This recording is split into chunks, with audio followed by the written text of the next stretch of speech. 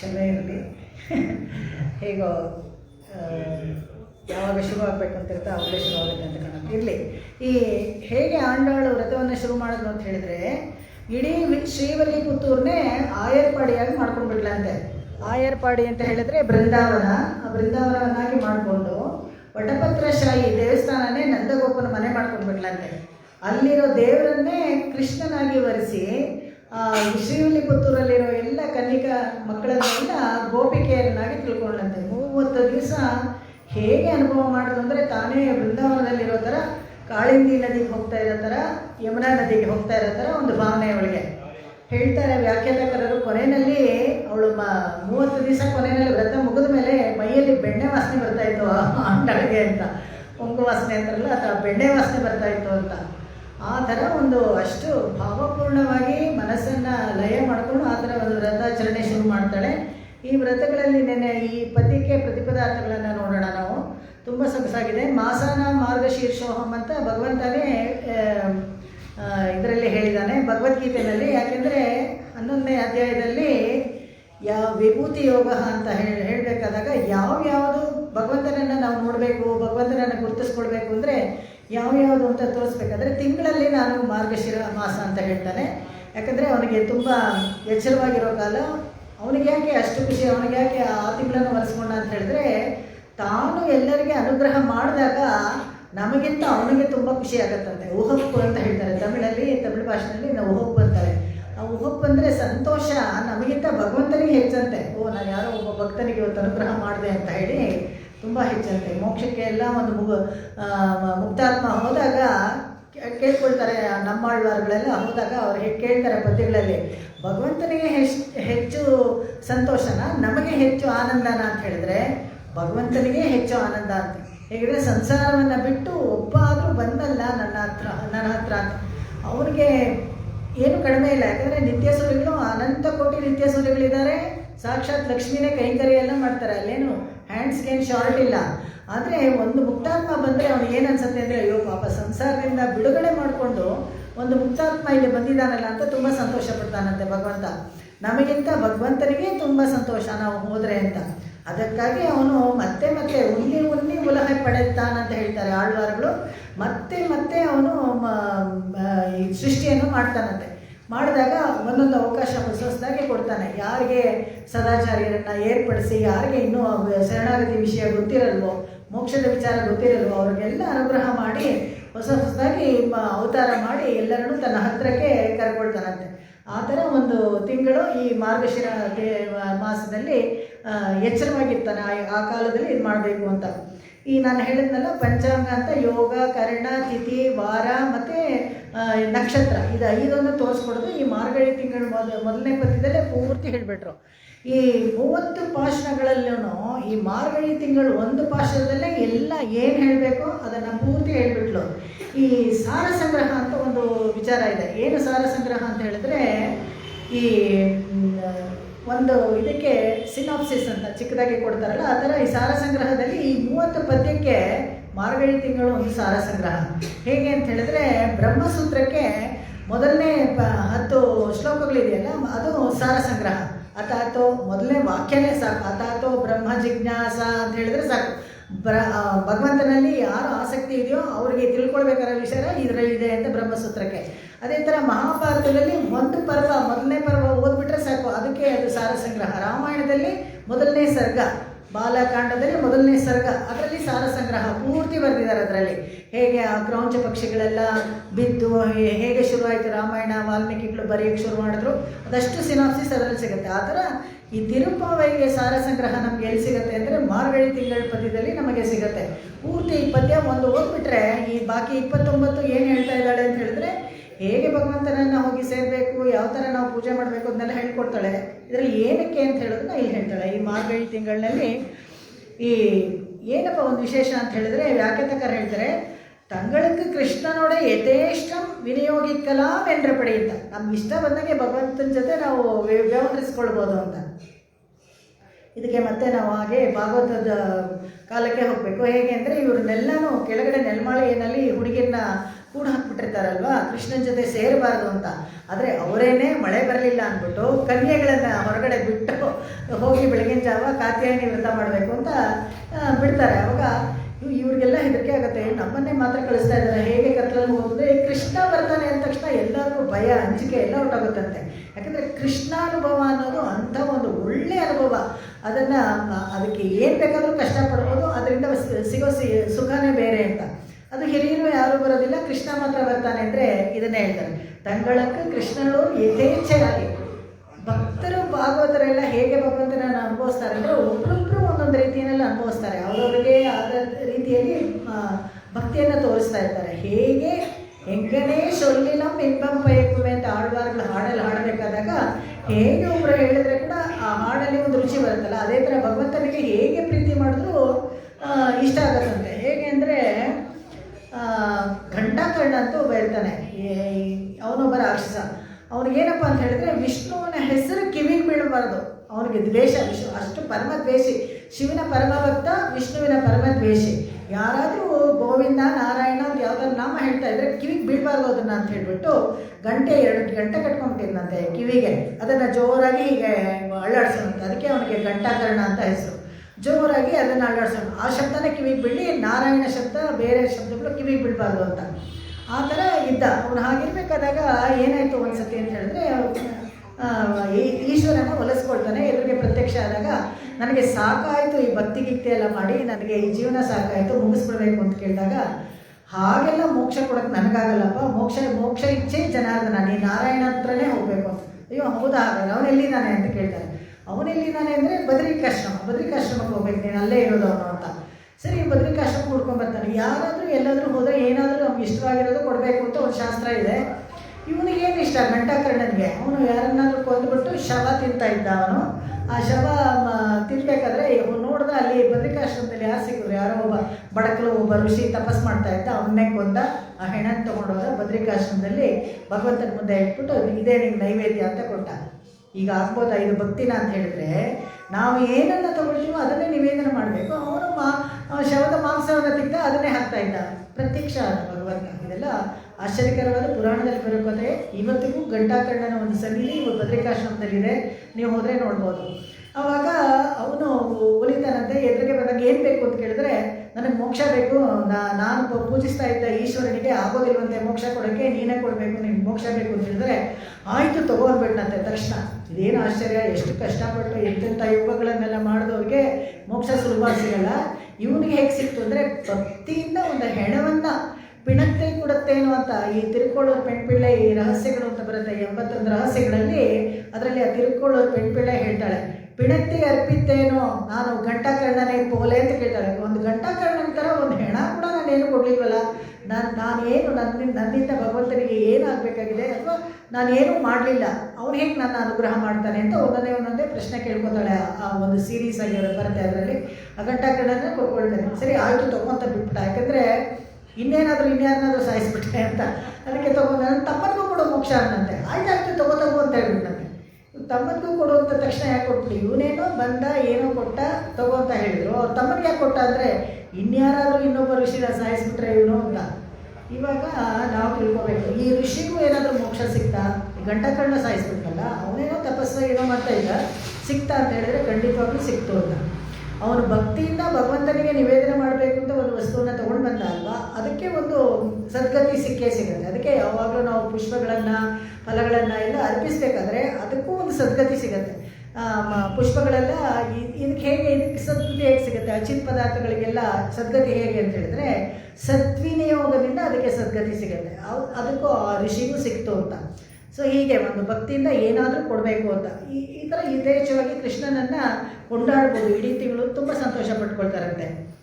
ಈ ಎಲ್ಲ ಜನರಿಗೂ ಒಂದು ಕೈಂಕರ್ಯ ಮಾಡೋ ಅವಕಾಶ ಸಿಗ್ತಲ್ಲ ಒಂದು ತಿಂಗಳ ಕಾಲ. ಸುಮ್ಮನೆ ಇಲ್ಲದೆ ಹೋದರೆ ಇಷ್ಟು ಜನ ಯಾರು ಬರ್ತಾರೆ ದೇವಸ್ಥಾನಕ್ಕೆ? ನೆನ್ನೆ ಕೂಡ ಯಾರೋ ಹೇಳ್ತಾಯಿದ್ರು, ಲಿಂಕ್ ಇದೆಯಾ ಅಂತ. ಕೊಡ್ಬೋದು, ಲಿಂಕ್ ಇದೆ, ಪರವಾಗಿಲ್ಲ ಅಂತ. ಏನಪ್ಪ ಅಂದರೆ ಒಂದೇ ಒಂದು ವಿಶೇಷವಾದ ಸಂಗತಿ, ಆ ಲಿಂಕಲ್ಲಿ ನೀವು ಮನೆಯಲ್ಲಿ ಕೂತ್ಕೊಂಡು ಕೇಳೋದಕ್ಕಿಂತ ಇಲ್ಲಿ ಒಂದು ಸನ್ನಿವೇಶ ಇದೆಯಲ್ಲ, ಭಗವಂತನ ಸಾನ್ನಿಧ್ಯದಲ್ಲಿ ಕೂತ್ಕೊಂಡು ಇದನ್ನು ಕೇಳೋದು, ಅದು ಬೇರೆ ಅನುಭವ. ಅದನ್ನು ನೀವು ಅನುಭವಿಸೇ ನೋಡಬೇಕು. ಕಷ್ಟ ಆಗುತ್ತೆ ಎಲ್ಲರಿಗೂ. ಈ ಪೋಸ್ಟ್ ಕೋವಿಡ್ ಸಿಚುವೇಷನಲ್ಲಿ ಬರೋಕ್ಕೆ ಕಷ್ಟ ಆಗುತ್ತೆ. ಆದರೆ ಇಲ್ಲಿ ಎದುರುಗಡೆ ನಿಂತ್ಕೊಂಡು ಕೂಡಿ ಇರಿಂದ ಕುಳಿರ್ತೇಲೋರೆಂಬವ ಆಂಡಳು ಹೇಳ್ತಾರಲ್ಲ, ಒಟ್ಟಿಗೆ ಅನುಭವ ಮಾಡ್ತೀವಲ್ಲ, ಆ ಅನುಭವನೇ ಬೇರೆ. ಯಾಕಂದರೆ ಅಲ್ಲಿ ಎನರ್ಜಿ ಲೆವೆಲ್ಸೇ ಬೇರೆ ಇರುತ್ತೆ. ಅಲ್ಲಿ ಭಗವಂತನ ಸಾನ್ನಿಧ್ಯದಲ್ಲಿ ಕೇಳೋದು ಅದೊಂಥರ ಉತ್ತಮವಾದ ಇದು. ಈ 1 ತಿಂಗಳ ಕಾಲ ನಾವು ಮನೆಯಲ್ಲಿ ಎಲ್ಲವನ್ನ ಬಿಟ್ಟು ಇಲ್ಲಿ ಭಗವಂತನಿಗೆ ಅಂತ ಬರ್ತೀವಲ್ಲ, ಎಲ್ಲನೂ ನೋಡ್ತಾನೆ ಭಗವಂತ. ಹೇಗೆ ಯಾವುದು ಅಮೋಘ ಪುಂಡರೀಕಾಕ್ಷ ಭಗವಂತ ತನಗಾಗಿ ನಾವು ಏನು ಕೆಲಸ ಮಾಡಿದ್ರು, ಏನೋ ಒಂದು ಸಣ್ಣದು ಕೈಂಕರ್ಯ ಮಾಡಿದ್ರೆ ಕೂಡ ಅದನ್ನು ಅವನು ಸ್ವೀಕರಿಸ್ತಾನೆ. ನಾನೇನೋ ಹೇಳಿಬಿಟ್ಟೆ, ಏನೋ ಪುಣ್ಯ ಬರುತ್ತೆ, ತಿರುಪಾವೆ ಕಲ್ತ್ಕೊಂಡು ಹೇಳಿಬಿಟ್ರು, ಅವ್ರಿಗೆ ಮಾತ್ರ ಉಪನ್ಯಾಸಕರಿಗೆ ಪುಣ್ಯ ಅಂತ ಹೇಳಿದ್ರೆ ಕೇಳೋರಿಗೂ ಪುಣ್ಯ. ಶ್ರವಣ ಅಂತ ಹೇಳ್ತೀವಲ್ಲ, ಅದನ್ನು ಶ್ರವಣ, ಮನನ, ನಿಧಿಧ್ಯಾಸನ ಇವೆಲ್ಲ ನವವಿಧ ಭಕ್ತಿನಲ್ಲಿ ಒಂದು. ಶ್ರವಣ ಮಾಡೋದು ಅದು ಒಂದು ಭಕ್ತಿನೇ. ಇಲ್ಲಿ ಕೂತ್ಕೊಂಡು 1 ಗಂಟೆ ಕಾಲ ಭಗವಂತನ ವಿಷಯ ನೀವೆಲ್ಲ ಕಿವಿಯಿಂದ ಆಸ್ವಾದ ಮಾಡ್ತೀರಲ್ಲ, ಕಿವಿಯಿಂದ ಒಳಗಡೆ ಅದನ್ನು ಹೋಗಿ ಮನಸ್ಸಿಗೆ ಭಗವಂತನ ವಿಷಯವನ್ನು ತಗೊಳ್ಳೋದು ಅದು ಒಂದು ಕೈಂಕರ್ಯನೇ. ಆ ಶ್ರವಣ ಮಾಡೋದು ಒಂದು ಕೈಂಕರ್ಯನೇ. ಅದನ್ನು ಹೇಳ್ತಾರೆ. ಆ ಶ್ರವಣ ಭಾಗ್ಯವನ್ನು, ನವವಿಧ ಭಕ್ತಿಯನ್ನು ತನ್ನ ಹಾಡುಗಳಲ್ಲಿ ತೋರಿಸ್ಕೊಡ್ತಾಳೆ ಆಂಡಾಳು. ಆ ಥರ ಜನರಿಗೆ ಕೈಂಕರ್ಯ ಮಾಡೋಕ್ಕೆ ಒಂದು ಅವಕಾಶ. ಎಲ್ಲರೂ ಒಟ್ಟಿಗೆ ಬರುವಾಗ ಅವಾಗ ಎಲ್ಲರದ್ದು ಗುಂಪಲ್ಲಿ ನಾವು ಹೇಳ್ತೀವಲ್ಲ, ಅದು ಕಲೆಕ್ಟಿವ್ ಎನರ್ಜಿ ಅಂತ ಹೇಳ್ತಾರೆ. Group prayer, collective prayer. ನಾವು ಇಷ್ಟೆಲ್ಲ ಒಂದೇ ಒಂದು ಸಣ್ಣದಾಗಿ ನಾನು ಹೇಳೋಕ್ಕೆ ಇಷ್ಟಪಡ್ತೀನಿ. ಇಷ್ಟೆಲ್ಲ ನಾವು ನಮಗೆ ಸೌಕರ್ಯವಾಗಿರೋ ಥರನೇ ಎಲ್ಲ ಬೇಕು ಅಂತ ಕೇಳ್ಕೊಳ್ತೀವಲ್ಲ, ಒಂದು ಬೇಕಾದರೆ ಒಂದು ನಮಾಜ್ನ ಬೇಕಾದರೆ ಆನ್ಲೈನ್ ಮಾಡಿಬಿಡಿ ಅಂತ ಹೇಳಿ ನೋಡೋಣ. ಯಾರಾದರೂ ಒಪ್ಕೊಳ್ತಾರೆ? ಯಾರು ಒಪ್ಕೊಳ್ಳಲ್ಲ. ಚರ್ಚ್ಗೆ ಬರಬೇಕು, ಅಲ್ಲಿಗೆ ಹೋಗಬೇಕು ಅಂತಾರೆ. ನಮ್ಮಲ್ಲಿ ಸನಾತನ ಧರ್ಮದಲ್ಲಿ ಏನೋ ಒಂದು ವಿಶೇಷ ಅಂದರೆ ಯಾರಿಗೂ ಏನೂ ನಿರ್ಬಂಧ ಪಡಿಸಲ್ಲ. ಅವರ ಇಚ್ಛೆ, ಅವರ ಕನ್ವೀನಿಯನ್ಸ್ ಅಂತ ಹಾಗೆ ಬಿಟ್ಟಿದ್ದಾರೆ. ಯಾಕೆ 3 ಸಂಧಿ ಕಾಲದಲ್ಲಿ ಎಲ್ಲರೂ ಅವ್ರವ್ರ ಮನೆಯಲ್ಲಿ ಸಂಧ್ಯಾವಂದನೆ ಮಾಡಿದ್ರೆ ಒಟ್ಟಿಗೆ ಅರ್ಘ್ಯ ಕೊಡ್ತಾ ಇದ್ದರೆ ಏಕಕಾಲದಲ್ಲಿ ಭಗವಂತನಿಗೆ ಹೋಗುತ್ತೆ. ಒಂದು ಶುಕ್ರವಾರನೇ ಆಗಬೇಕು, ಮಧ್ಯಾಹ್ನನೇ ಆಗಬೇಕು, ಭಾನುವಾರನೇ ಆಗಬೇಕು, ಬೆಳಗ್ಗೆನೇ ಆಗಬೇಕು ಅಂತ ಏನಿಲ್ಲ.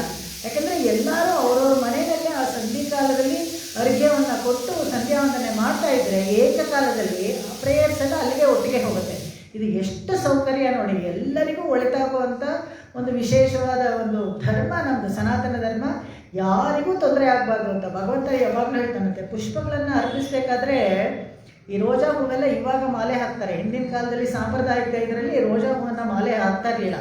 ಯಾಕೆ ಅದನ್ನು ಭಗವಂತನಿಗೆ ನಿವೇದನ ಅರ್ಪಿಸ್ತಾ ಇರಲಿಲ್ಲ ಅಂತ ಹೇಳಿದರೆ, ಅದೇನು ಕೆಟ್ಟ ಹೂವು ಅಂದರೆ ಏನಿಲ್ಲ, ಗುಲಾಬಿನಲ್ಲಿ ಒಳ್ಳೆ ವಾಸನೆ ಇದೆ, ಎಲ್ಲ ಇದೆ. ಆದರೆ ಕಿತ್ತಬೇಕಾದ್ರೆ ಭಕ್ತನಿಗೆ ಮುಳ್ಳು ಚುಚ್ಚಿ ಏನಾದರೂ ನೋವಾಗ್ಬೋದು ಅಂತ ಹೇಳಿ ಭಗವಂತ ಬೇಡ ಅಂತ ಹೇಳ್ತಾನೆ. ಬೇಡ, ನಿನಗೇನು ನೋವು ಮಾಡ್ಕೊಂಡು ನನಗೇನು ನೀನು ಅರ್ಪಿಸ್ಬೇಕಾಗಿಲ್ಲ, ನಿನಗೆ ಯಾವುದು ಒಳಿತಾಗುತ್ತೋ ಅದನ್ನು ಮಾಡು ಅಂತ. ಹೀಗೆ ನಮ್ಮ ಧರ್ಮದಲ್ಲಿ ಯಾವುದನ್ನು ನಿರ್ಬಂಧ ಪಡಿಸೋದಿಲ್ಲ. ಈ ಥರ ನಿರ್ಬಂಧ ಪಡಿಸದೇ ಇರೋವಾಗ ನಾವು ಏನು ಮಾಡಬೇಕು ಅಂದರೆ ನಮಗೆ ನಾವೇ ಕಟ್ಟುಪಾಡು ಹಾಕ್ಕೊಳ್ಬೇಕು. ನಾವು ಇಂಥ ಕಡೆ ಹೋಗಬೇಕು, ಇದನ್ನು ಕೇಳಬೇಕು, ಈ ತಿಂಗಳ ವಿಶೇಷವಾಗಿದೆ, ಇದನ್ನು ಮಾಡಬೇಕು ಅಂತ ಒಂದೊಂದೇ ನಾವು ಬಿಟ್ಟುಬಿಟ್ರೆ ಇನ್ನು ಮುಂದಿನ ಪೀಳಿಗೆಗೆ ಎಲ್ಲ ಹೋಗುತ್ತೆ. ಯಾರು ಕೊಡೋರು?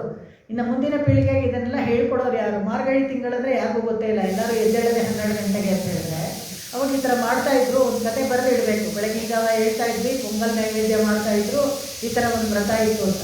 ಹಲವಾರು ಸಾವಿರಾರು ವರ್ಷಗಳಿಂದ ಬರ್ತಾ ಇರೋ ವ್ರತಗಳಲ್ಲಿ ಇದರಲ್ಲಿ ಮುಖ್ಯವಾಗಿ ಏನಪ್ಪ ಅಂತಂದರೆ, ಮೋಕ್ಷಕ್ಕೆ ಸಾಧನೆ ಆಗಿದ್ರೆ ಕೂಡ ಇದರಲ್ಲಿ ಏನೋ ಒಂದು ಉತ್ತಮವಾದ ವಿಷಯ ಇದೆ ಅಂತ ಅದಕ್ಕಾಗಿ ಇಷ್ಟು ದಿವಸ ಇದು ಇನ್ನೂ ಬದುಕಿದೆ.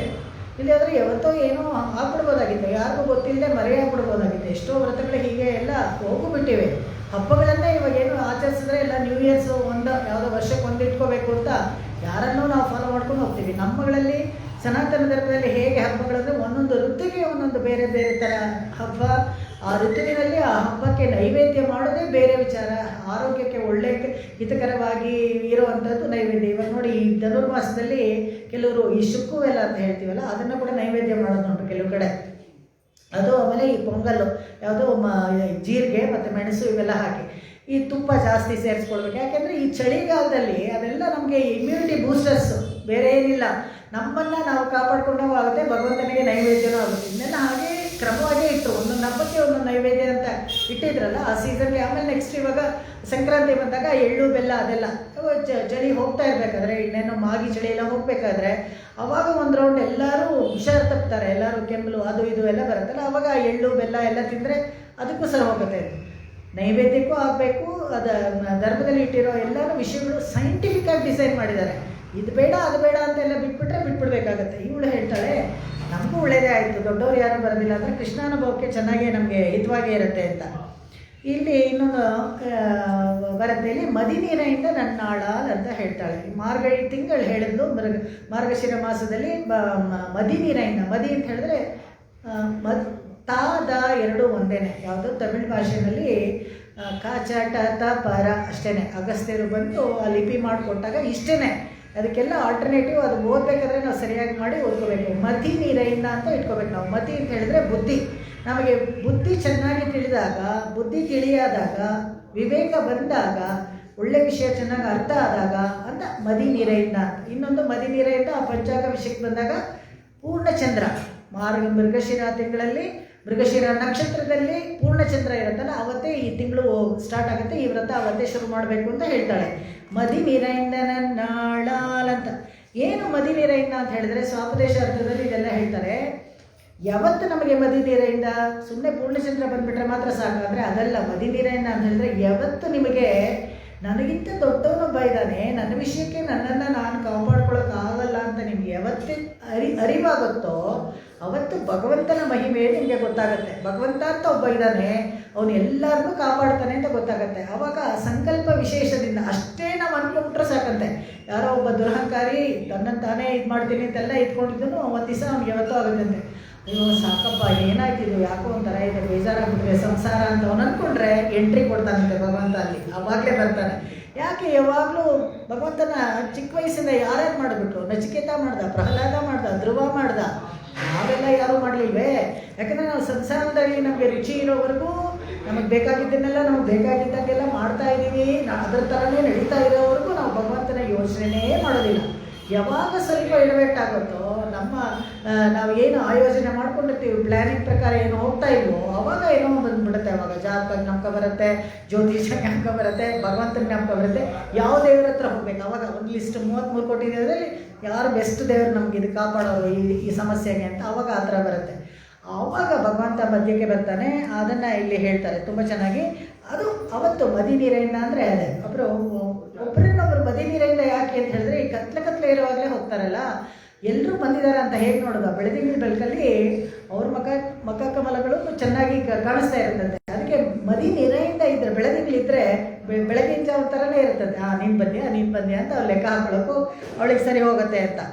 ಹೀಗೆ ಜ್ಞಾನ ತಿಳಿಯಾದಾಗ ಮಕ್ಕಳ ಮೇಲೆ ಒಂದು ತೇಜಸ್ ಬರುತ್ತೆ. ಎಲ್ರಿಗೂ ಭಗವಂತನ ವಿಷಯಕ್ಕೆ ಅಂತ ಹೋಗ್ತೀವಲ್ಲ, ಕೃಷ್ಣನ ವಿಷಯಕ್ಕೆ ಒಂಥರ ಖುಷಿ, ಹಬ್ಬದ ಸಂಭ್ರಮದಿಂದ ಬರ್ತಾ ಇರ್ತಲ್ಲ. ಮದಿ ನೀರೆಯಿಂದ ಆ ಚಮಕ್ಕು, ಆ ತೇಜಸ್ಸು ಎಲ್ಲ ಬರ್ತಾ ಇರೋ ಹುಡುಗಿಯರು, ಗೊಲ್ಲತಿಯರಿಗೆ ಎಲ್ಲ ಇತ್ತು. ಗೊಲ್ಲತಿಯರು ಅಂತ ಹೇಳಿದ್ರೆ ಆಯರ್ಪಾಡಿ ಕನ್ಯಾಮಣಿಗಳಿಗೆ ಎಲ್ಲ ಇತ್ತು ಅಂತ.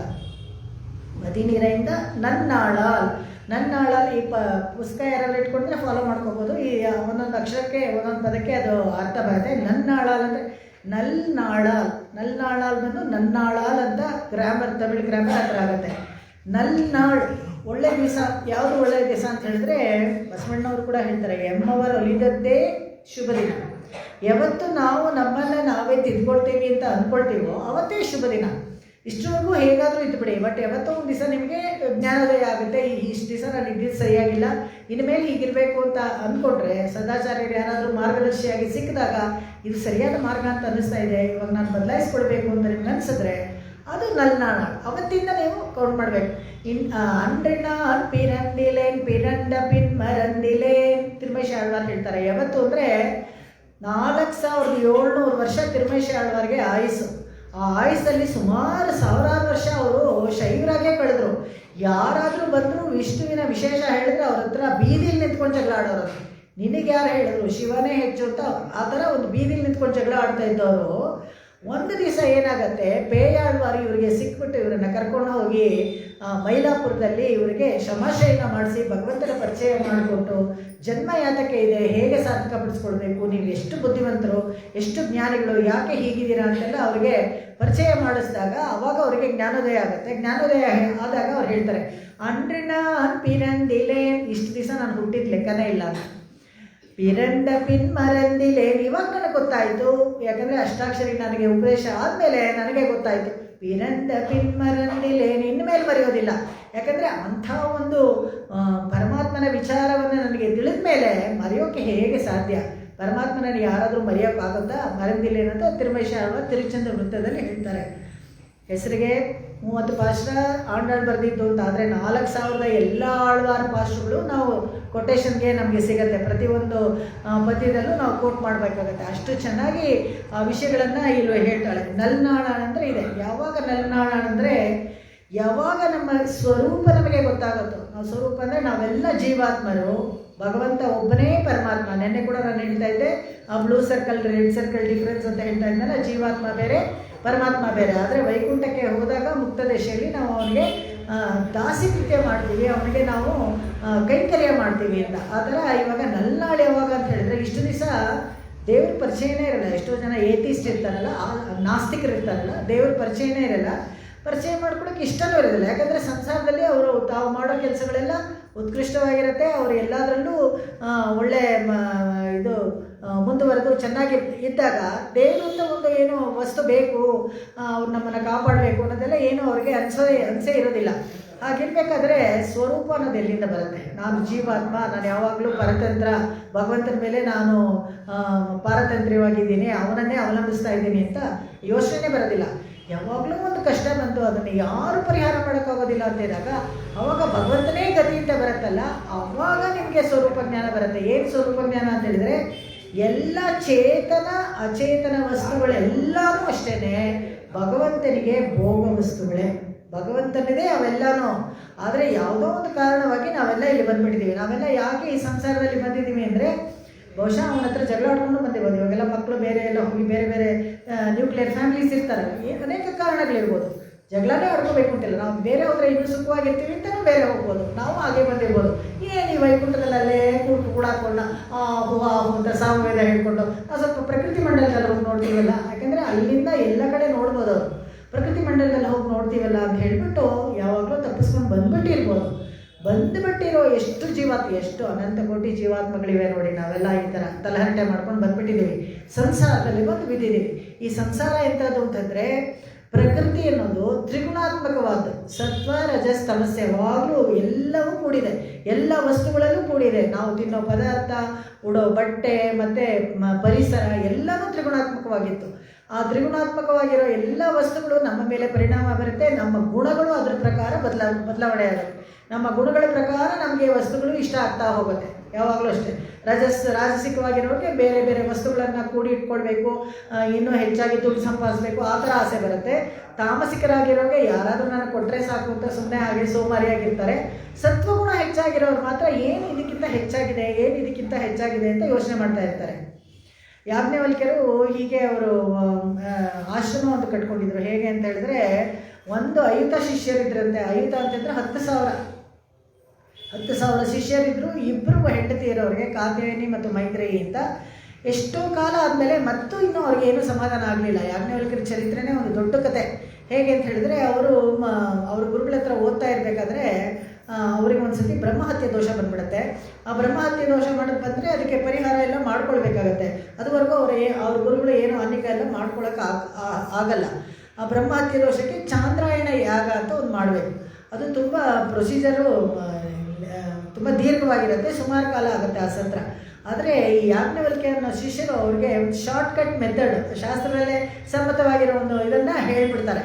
ಹೀಗೆ ಮಾಡಿಬಿಡ್ಬೋದಲ್ಲ, ಇಲ್ಲೇನೆ ಎಲ್ಲೋ ಹೋಗಿ ಚಾಂದ್ರಾಯಣ ಯಾಗ ಮಾಡೋಕ್ಕೆ ಇಷ್ಟೊಂದು ಜನ ಋತ್ವಿಕರು ಇವನ್ನೆಲ್ಲ ಕರೆಸಿ ಅದುವರೆಗೂ ನೀವೆಲ್ಲ ಕಾಯಬೇಕಲ್ಲ, ಹೀಗೆ ನಮ್ಮ ಆಶ್ರಮದಲ್ಲಿ ನಾವು ಮಾಡ್ಕೊಬೋದಲ್ಲ ಅಂದ ತಕ್ಷಣ ಅವ್ರ ಗುರುಗಳಿಗೆ ತುಂಬ ಕೋಪ ನೋಡುತ್ತೆ. ಏನೇನೋ ಉದ್ದಟ್ತನ ನಿಂದು, ನೀನೇನು ಗುರುಗಳನ್ನ ಕೇಳಬೇಕು, ಏನು ಮಾಡಬೇಕು ಅಂತ ಕೇಳಬೇಕು ಹೊರತು ಏನು ಮಾಡಬೇಕು ಅಂತ ನೀನು ಹೇಳಬಾರ್ದು ಅಂತ ಸಿಟ್ಕೊಂಡ್ಬಿಡ್ತಾರಂತೆ.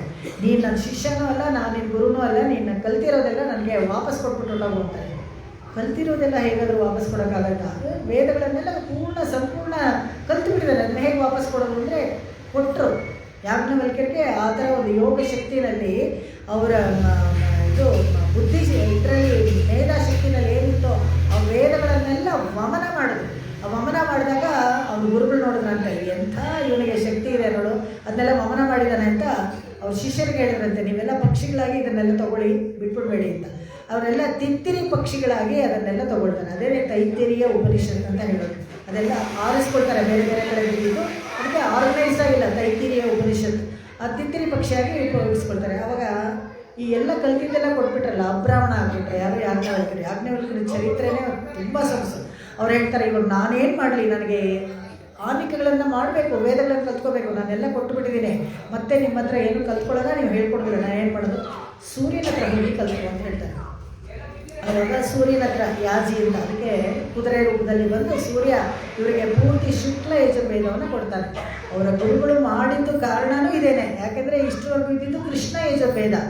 ಇವಾಗ ಅವ್ರಿಗೆ ಬೇಕಾಗಿದ್ದು ಭೂಮಿಗೆ ಶುಕ್ಲ ಯಜುರ್ವೇದ. ಅದನ್ನು ಯಾರು ಪಡ್ಕೊಳ್ಳೋಕ್ಕಾಗತ್ತೆ ಸೂರ್ಯನಿಂದ?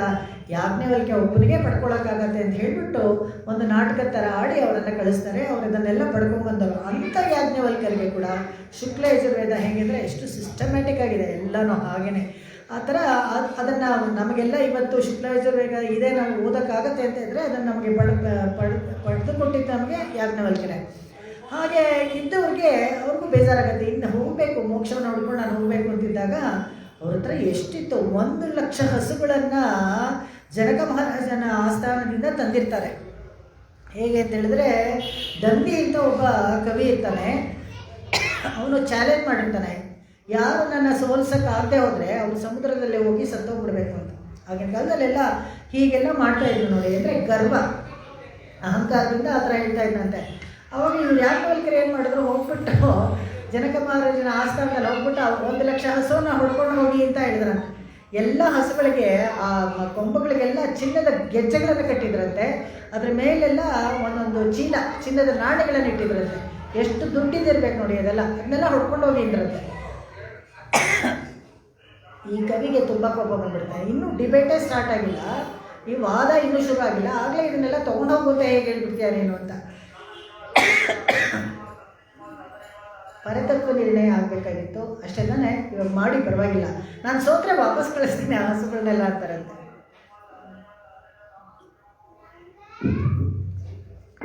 ಆ ಥರ ವಾದ ಮಾಡಿ ಅವರು ಸೋತೋಗ್ಬಿಡ್ತಾರೆ. ತುಂಬ ಅವಮಾನದಲ್ಲಿ ಹೋಗಿ ಪ್ರಾಣ ಕಳ್ಕೊಳ್ಳೋಕೆ ಅಂತ ಹೋದಾಗ ಯಾಜ್ಞವಲ್ಕ್ಯರು ಹೇಳ್ತಾರೆ, ನನಗೆ ಯಾರ ಪ್ರಾಣವನ್ನು ನನಗೆ ಬೆಲೆಯಾಗಿ ನಾನು ಕೇಳೋಕ್ಕೆ ನನಗೆ ಬೇಕಾಗಿಲ್ಲ.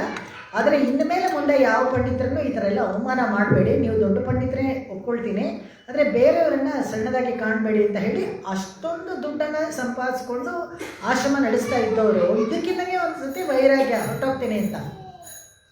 ಅವಾಗ ಅದರಲ್ಲಿ ಇಬ್ಬರು ಹೆಂಡ್ತೀರಿದ್ರಲ್ಲ, ಮೈತ್ರೇಯಿ ಅನ್ನೋಳು ಏನು ಮಾಡ್ತಾರೆ, 2 ಆಸ್ತಿ ಭಾಗ ಮಾಡಿಕೊಡ್ತಾರಂತೆ. ನೀನು ಇಟ್ಕೋ ನಾನು ಹೋಗ್ತೀನಿ ಹಿಮಾಲಯದ ಕಡೆಗೆ ಅಂತ. ಇದೇನು ಇದಕ್ಕಿಂತ ದೊಡ್ಡದಾಗಿ ಏನೋ ಒಂದು ಇರ್ಬೋದು, ಹಿಮಾಲಯ ಇದೆಯಲ್ಲ, ಅದಕ್ಕೆ ನೀವು ಹೋಗ್ತಾ ಇದ್ದೀರಾ, ನಾನು ಬರ್ತೀನಿ ಅಂತಾಳಂತೆ ಮೈತ್ರೇಯಿ. ಕಾತ್ಯಾಯನಿ ಹೇಳ್ತಾರಂತೆ, ಬೇಡ ನಾನು ನಿಮ್ಮನ್ನು ಸುಮಾರು ನೋಡಿದ್ದೀನಿ, ನಾನು ಈ ಹುಡುಗರನ್ನೆಲ್ಲ ನೋಡ್ಕೊತೀನಿ, ಯಾಕಂದರೆ ಅಷ್ಟೊಂದು ಶಿಷ್ಯರಿತ್ರಲ್ಲ, ಆಶ್ರಮ ಹೋಗ್ಬಿಡುತ್ತೆ, ನಾನು ಇಲ್ಲೇ ಇರ್ತೀನಿ ಅಂದ್ಲಂತೆ. ಮೈತ್ರೇಯಿ ಮಾತ್ರ ನಾನು ಬರ್ತೀನಿ ಅಂತ. ಅವಾಗ ಯಾಜ್ಞವಲ್ಕ್ಯರು ಹೇಳ್ತಾರೆ, ನೀನು ಬಂದರೂ ಸರಿ, ನನಗೆ ಯಾವುದು ತಡೆಯಾಗಿರಬಾರ್ದು, ಯಾಕೆಂದರೆ ನಾನು ಯೋಗದಲ್ಲೇ ಇರ್ತೀನಿ, ಆ ಯೋಗಕ್ಕೆ ನೀನು ಸರಿಯಾಗಿ ಹೊಂದ್ಕೊಂಡು ಇರೋ ಥರ ಇದ್ದರೆ ಬಾ, ಇಲ್ಲದ್ರೆ ಬರಬೇಡ. ಆಯಿತು ಅಂತ ಅವ್ರು ಹಿಂದೆನೇ ಹೋಗ್ತಾರೆ. ಅವರಿಬ್ಬರು ಹಾಗೆ ಯೋಗದಲ್ಲಿ ಹೋದವರು.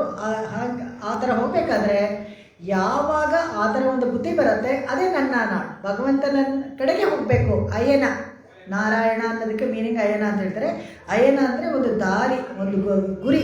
ಆ ಗುರಿಯನ್ನು ಹುಡ್ಕೊಂಡು ಹೋಗುವಾಗ ಯಾಗ ಸ್ವರೂಪ ಜ್ಞಾನ ಬರುತ್ತೆ.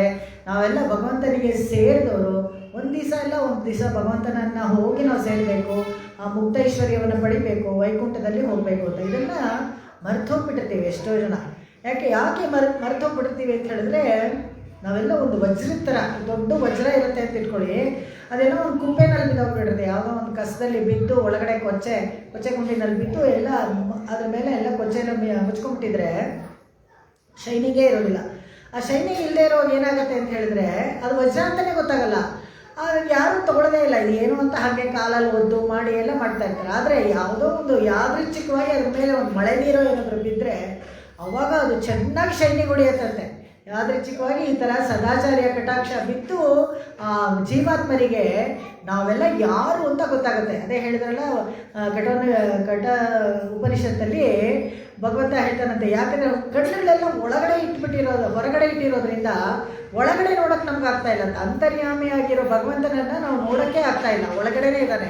ನಿನ್ನೆ ನಾವು ಹೇಳಿದ್ವಿ 5 ಥರ ಭಗವಂತ ಇದ್ದಾನೆ, ಪರ, ವಿಭವ, ವ್ಯೂಹ, ಅರ್ಚ, ಅಂತರ್ಯಾಮಿ ಅಂತ. ಒಳಗಡೆನೇ ನಮ್ಮೊಳಗೆ ಇರೋ ಭಗವಂತನನ್ನು ಗುರುತಿಸ್ಕೊಳ್ಳೋಕ್ಕೆ ಆಗ್ತಾಯಿಲ್ಲ, ಯಾಕಂದರೆ ಹೊರಗಡೆ ಅಷ್ಟೊಂದು ಅಟ್ರಾಕ್ಷನ್ ನಮಗೆ. ವಿಷಯ ಅಂತ ಹೇಳ್ತಾರೆ ಇದೆಲ್ಲ. ವಿಷಯ ಇಂದ್ರಿಯಗಳು ಇವುಗಳಿಂದ ಎಲ್ಲ ಡಿಸ್ಟರ್ಬ್ ಆಗುತ್ತೆ. ಅದನ್ನೇ ಆ ಕಡೆಗೆ ಹೋಗುತ್ತೆ, ಕಣ್ಣು ಕಿವಿ ಇನ್ನೊಂದೇನೋ ಕೇಳಬೇಕು ಅನ್ನತ್ತೆ, ಬಾಯಿಲೇನೋ ಅಲ್ಲಿ ಮೂಲೆಗಡೆ ಪಾನಿಪುರಿ ಮಾರ್ತಾ ಇರ್ತಾನೆ, ಆ ವಾಸನೆ ಗಾಳಿ ಹಂಗೆ ಬರುತ್ತೆ, ಅಲ್ಲಿಗೆ ಹೋಗೋಣ ಅಂತೆ. ಇಷ್ಟೊಂದು ವಿಷಯ ಇರ್ಬೇಕಾದ್ರೆ ಭಗವಂತನ ಚಿಂತನೆ ನಮಗೆ ಮರ್ತು ಹೋಗುತ್ತೆ. ಈ ವಜ್ರದ ಥರ ಅದು ಹಾಗೆ ಅದನ್ನು ಮತ್ತೆ ತೊಳೆದಾಗ ಅಷ್ಟೊಂದು ಶೈನಿಂಗ್ ಬರುತ್ತೆ. ತೊಗೊಳ್ತಾನೆ ಭಗವಂತ ಅಂದರೆ ಖಂಡಿತ ತೊಗೊಳ್ತಾನೆ. ಯಾಕೆ ತೊಗೊಳ್ತಾನೆ ಅಂತ ಹೇಳಿದ್ರೆ, ತಾಯಿ ಮಗು ತೊಗೊಂಡೋಗ್ತಾ ಇರ್ತಾಳೆ ಅಂದ್ಕೊಳ್ಳಿ, ಎಲ್ಲೋ ಜಾರ್ಬಿಟ್ಟು ಕೆಳಗಡೆ ಬಿದ್ದೋಗ್ತಾಳೆ. ಬಿದ್ದಾಗ ಮಗು ಚರಂಡಿಲಿ ಬಿದ್ದೋಗುತ್ತೆ ಅಂತ ಇಟ್ಕೊಳ್ಳಿ. ಏನು ಮಾಡ್ತಾಳೆ ಮಗುನ, ಅಯ್ಯೋ ಚರಂಡಿಲಿ ಬಿದ್ದೋಗಿದೆಯಲ್ಲ ಅಂತ ಬಿಟ್ಬಿಟ್ಟು ಹೊಡೋಗ್ತಾಳ, ತೊಗೊಂಡು ಅದನ್ನು ಸ್ನಾನ ಮಾಡಿ ಏನಾದರೂ ಆಯ್ತಾ ಅಂತ ನೋಡ್ತಾಳೋ ಇಲ್ವೋ. ಅದೇ ಥರ ಭಗವಂತ ನಮ್ಮನ್ನು ಇದೆಲ್ಲ ಭೂಲೋಕ, ಈ ಪ್ರಕೃತಿ ಮಂಡಲ ಎಲ್ಲ ಒಂದು ಚರಂಡಿ ಥರ ನಾವು ಬಂದು ಇಲ್ಲಿ ಬಿದ್ದುಬಿಟ್ಟಿದ್ದೀವಿ ಈ ಸಂಸಾರದಲ್ಲಿ. ಮತ್ತೆ ನಾವು ಅವನನ್ನು ಗುರುತಿಸ್ಕೊಂಡು ಹೋದರೆ ಖಂಡಿತವಾಗ್ಲೂ ಅವನು ನಮ್ಮನ್ನು ತಗೊಳ್ತಾನೆ. என்னையும் பார்த்து என் நிலைமையும் பார்த்து அருள் செய்வதே நலம். ತಿರುವರಂಗ ತಮ್ಮದನಾರು ರಾಮಾನುಜನು ತಂದಲ್ಲಿ ಬರೀತಾರೆ. ಹೇಗೆಂದರೆ ನಮ್ಮನ್ನು ನೋಡ್ತಾರಂತೆ, ನೋಡಿಬಿಟ್ಟು ಹೊರಗಡೆ ಹೋಗಿ ನಿಂತ್ಕೊಂಡು ಪೇಷಂಟ್ಗಳನ್ನೆಲ್ಲ ಸ್ಕ್ಯಾನ್ ಮಾಡ್ತಾರೆ.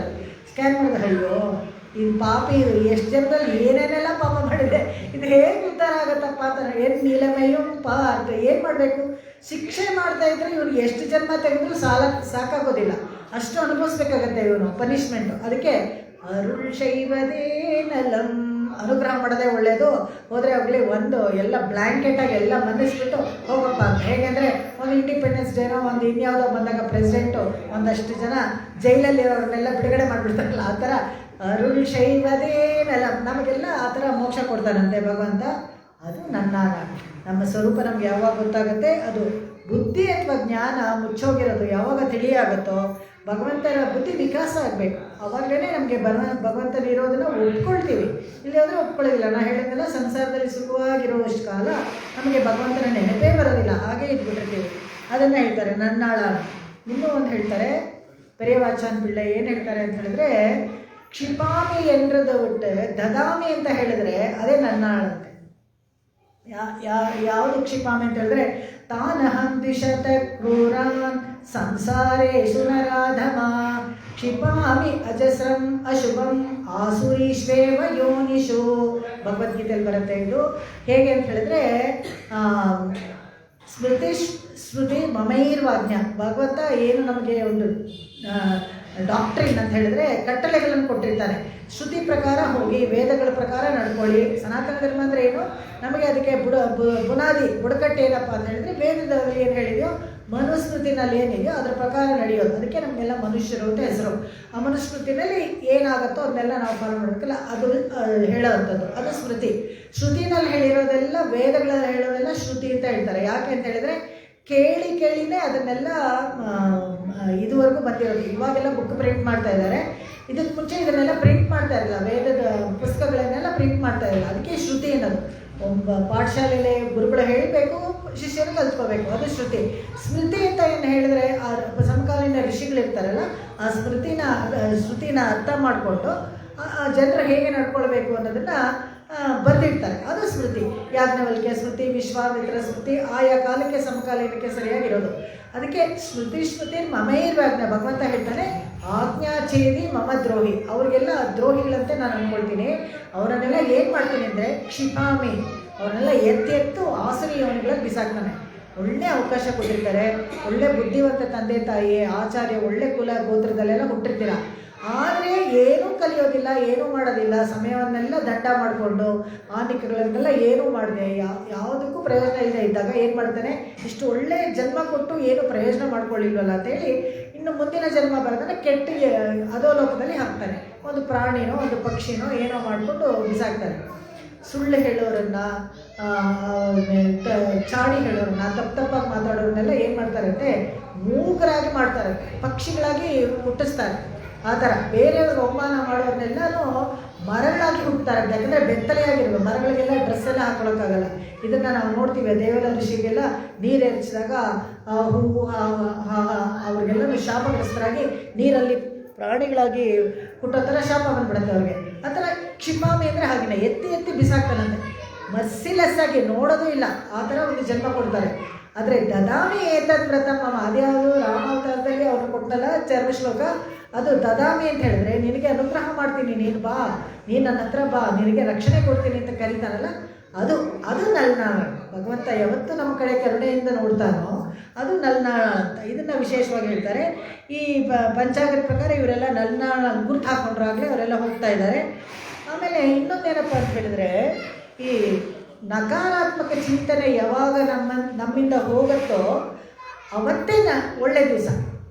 ಯಾರು ಏನಾದರೂ ಹೇಳಿದ್ರೆ ಅದು ಅದಂಗೆ ಇದಂಗೆ ಅಂತ ವಿತಂಡವಾದ ಮಾಡಿಕೊಂಡು ಒಳ್ಳೆಯದಕ್ಕೆ ಹೋಗದೇ ಇರ್ತೀವಲ್ಲ. ಆದರೆ ಸಕಾರಾತ್ಮಕವಾಗಿ ಪಾಸಿಟಿವ್ ಆ್ಯಟಿಟ್ಯೂಡ್ ಅಂತ ಹೇಳ್ತಾರಲ್ಲ, ಇದು ತುಂಬ ಮುಖ್ಯ. ಎಷ್ಟೋ ಜನಕ್ಕೆ, ಎಷ್ಟೋ ದೊಡ್ಡವರಾಗಿ ವಯಸ್ಸಾಗೋವರೆಗೂ ಈ ಆ್ಯಟಿಟ್ಯೂಡೇ ಬರಲ್ಲ. ಆ್ಯಟಿಟ್ಯೂಡಲ್ಲಿ ಚೇಂಜ್ ಅಂತ ಹೇಳ್ತಾರೆ. ನಾವು ಬ್ಯಾಂಕಲ್ಲಿದ್ದಾಗ ಇದಕ್ಕೆಲ್ಲ ಟ್ರೈನಿಂಗೇ ಕೊಡೋರು. ನಮಗೆ ಯಾರೋ ಒಬ್ರು ಬಂದು ಕೌಂಟರ್ನಲ್ಲಿ ಕೂತ್ಕೊಂಡು ಜಗಳ ಆಡ್ಬಿಡ್ತಾರೆ ಅಂತ ಇಟ್ಕೊಳ್ಳಿ. ತಕ್ಷಣ ನಾವೇನು ತಪ್ಪೇ ಮಾಡಿಲ್ಲ. ನೆನ್ನೆ ಯಾರೋ ಇದ್ದಿರ್ತಾರೆ ಕ್ಲರ್ಕು, ಅವರೇನೋ ತಪ್ಪು ಮಾಡಿದ್ದಾರೆ. ಆದರೆ ಇವತ್ತು ಅವ್ರು ಬಂದರೆ ಬ್ಯಾಂಕ್ ಅವ್ರಿಗೆ ಒಂದು ಬ್ಯಾಂಕ್ ಅಷ್ಟೇ ಬಂದು ನಮ್ಮ ಹತ್ರ ಜಗಳ ಆಡ್ತಾರೆ. ನಾವೇನು ಮಾಡಬೇಕು ಅವಾಗ? ನಮ್ಮ ಹತ್ರ ಯಾಕೆ ಜಗಳ ಆಡ್ತಿದ್ದೀವಿ? ನಾವು ಜಗಳ ಆಡ್ಬಿಡ್ತೀವಿ. ಅದಕ್ಕೆಲ್ಲ ಟ್ರೈನಿಂಗ್ ಕೊಡೋರು. ಹೀಗೆ ಕಾರಣವೇ ಇಲ್ಲದೆ ನಮ್ಮನ್ನು ಯಾರಾದರೂ ಬೈತಾರೆ ಅಂತ ಇಟ್ಕೊಳ್ಳಿ. ಅವಾಗ ಅದನ್ನು ಸಕಾರಾತ್ಮಕವಾಗಿ ಹೇಗೆ ತೊಗೊಳ್ಳೋದು ಅಂದರೆ, ಬೈದಿದ್ದು ನಿಮಗಲ್ಲದೆ ಹೋದರೆ ಅದು ಗಾಳಿಗೆ ಹೋಗುತ್ತೆ.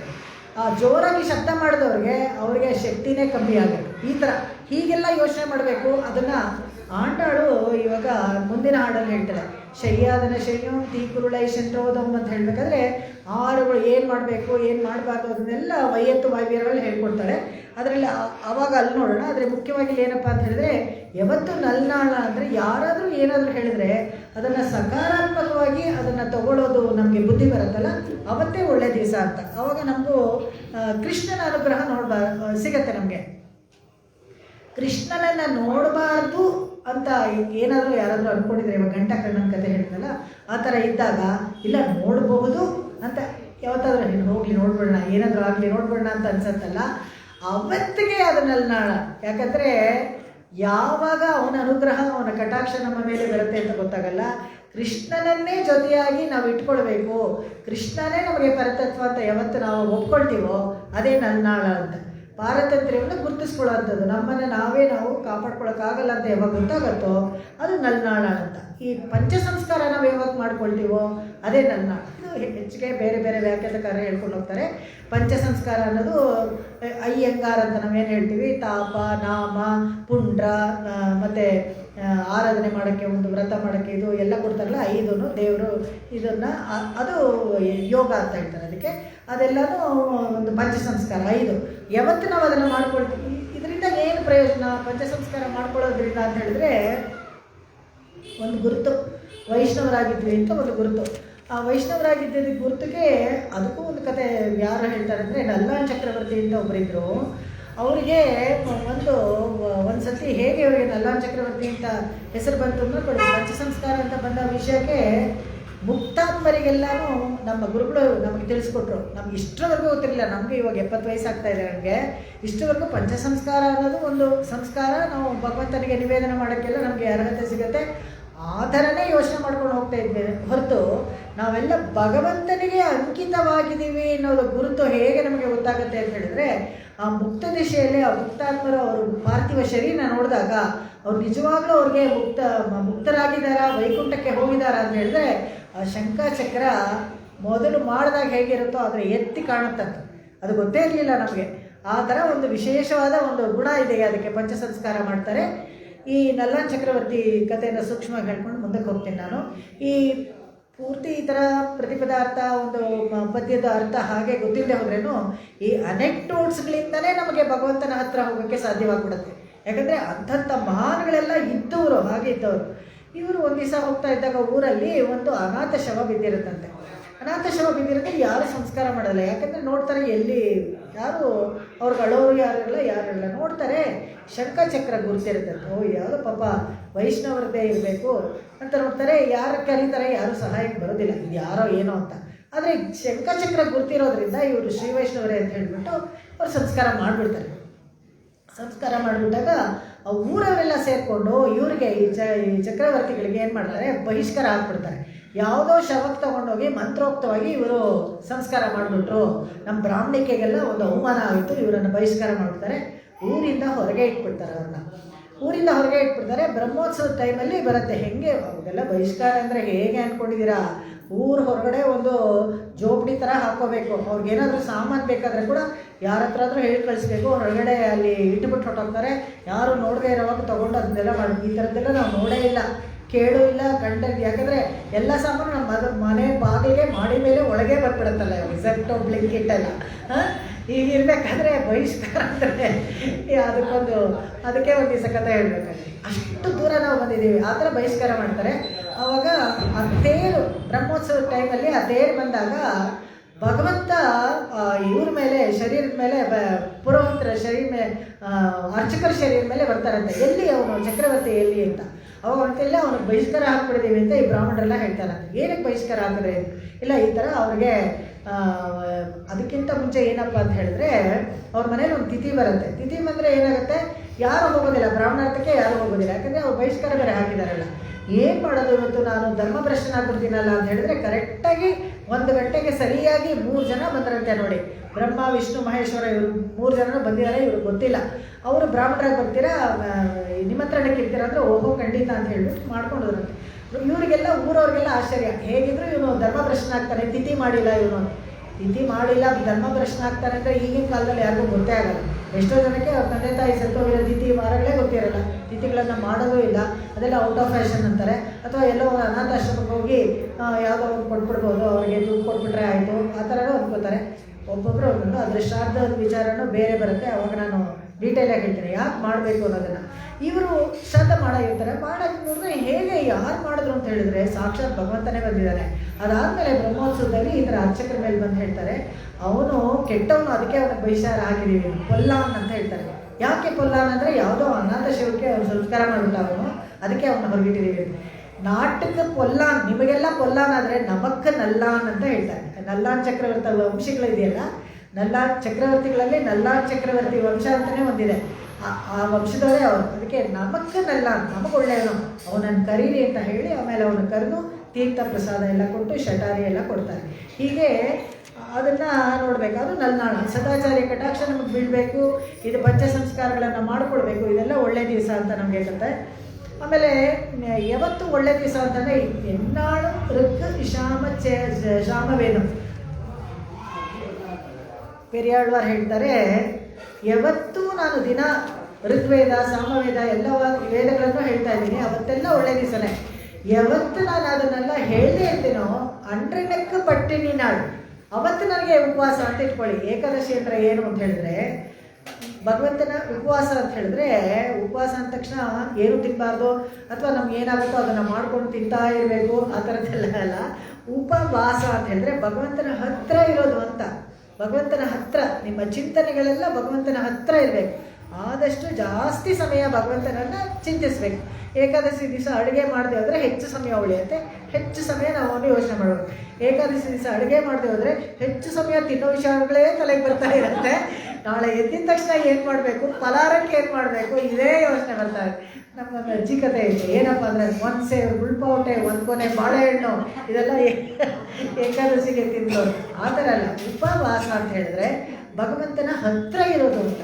ಇದು ಉಪವಾಸ. ಅದು ಅಂಡನಕ್ಕೆ ನನ್ನಾಳು ಅಂತ ಹೇಳ್ತಾರೆ.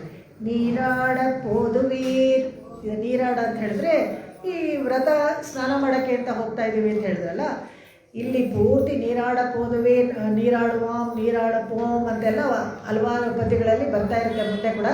ಆದರೆ ಎಲ್ಲೂ ನೀರಲ್ಲಿ ಹೋಗಿ ಜಲಕ್ರೀಡೆ ಆಡಿದ್ರು, ಆಟ ಆಡೋ ಅವಳು ಸ್ನೇಹಿತರು ಅಂತ ಎಲ್ಲೂ ಇಲ್ಲ. ಕೊನೆಗೆ ನಮ್ಗೆ ಗೊತ್ತಾಗುತ್ತೆ ನೀರಾಡೋದು ಅಂತ ಹೇಳಿದ್ರೆ ಭಗವಂತನೇ ಒಂದು ತಟಾಕದ ಥರ. ಆ ತಟಾಕದಲ್ಲಿ ಮಿಂದು, ಆ ಭಕ್ತಿ ಅನ್ನೋ ತಟಾಕದಲ್ಲಿ ಮಿಂದು ಹೇಳೋದೇ ನೀರಾಡೋದು. ಭಗವದ್ ವಿಷಯದಲ್ಲಿ ಸಂಪೂರ್ಣವಾಗಿ ಮುಳುಗಿ ಹೇಳೋದೇ ಅದನ್ನೇ ಸ್ನಾನ ಅಂತ ಹೇಳೋದು. ನೀರಾಡ ಪೋದುವೀರ್ ಪೋದುವಿನೋ ನೇರಿಡಗೀರ್ ಕರಿತಾಳೆ. ಪೋದುವೀರ್ ಅಂತ ಯಾಕೆ ಮರ್ಯಾದೆ ಹೇಳಿದ್ರೆ, ಫ್ರೆಂಡ್ಸ್ನೆಲ್ಲ ಬಾರೆ ಹೋಗಿ ಅಂತ ನನಗೆ ಕರೆಯೋದು. ಪೋದುವೀರ್ ಏನು ಮರ್ಯಾದೆ ಅಂತ ಹೇಳಿದ್ರೆ ಇದೆಲ್ಲ ಪರಿಭಾಷೆ. ಯಾರೇ ಎಷ್ಟೇ ಚಿಕ್ಕವರಾಗಿದ್ದರೆ ಕೂಡ ಅವರನ್ನೆಲ್ಲ ಹೋಗು ಬಾ ಅಂತೆಲ್ಲ ಕರ್ಕೊಳ್ಬಾರ್ದು. ಅವ್ರಿಗೊಂದು ಮರ್ಯಾದೆ ಕೊಡಲೇಬೇಕು ನಾವು ಯಾವಾಗಲೂ. ಯಾಕೆಂದರೆ ಅದು ಒಂದು ಕ್ರಮ. ಆ ಪರಿಭಾಷೆಯಲ್ಲಿ ಹಾಗೆ ಪೋದುವೀರ್, ವಾರೀರ್, ದೇವರೀರ್ ಅಂತ ಹೇಳೋದು. ಯಾರಾದರೂ ಅವರು ನಿಮ್ಮ ಮನೆ ಎಲ್ಲಿದೆ ಅಂತೆಲ್ಲ ಕೇಳ್ಬಿಡಲ್ಲ. ಪರಿಭಾಷೆಯಲ್ಲೇ ದೇವರೀರ್ ಕುಟೀರ ಎಲ್ಲಿದೆ ಅಂತ ಕೇಳೋದು. ಅದೆಲ್ಲ ಪರಿಭಾಷೆ. ಇದೆಲ್ಲ ಮರ್ತೇ ಹೋಗ್ತಿದೆ ಹೇಗೆ ಮಾತಾಡಬೇಕು ಅಂತ. ಯಾಕಂದರೆ ಎಲ್ಲರೂ ಗೂಗಲಲ್ಲಿ ಕೊಡ್ತಾರೆ, ಅಡ್ರೆಸ್ ಗೂಗಲ್ ಮ್ಯಾಪಲ್ಲಿ ಹಾಕ್ಬಿಡಿ, GPS ಅಲ್ಲಿ ಹಾಕ್ಬಿಡಿ ಅಂತಾರೆ.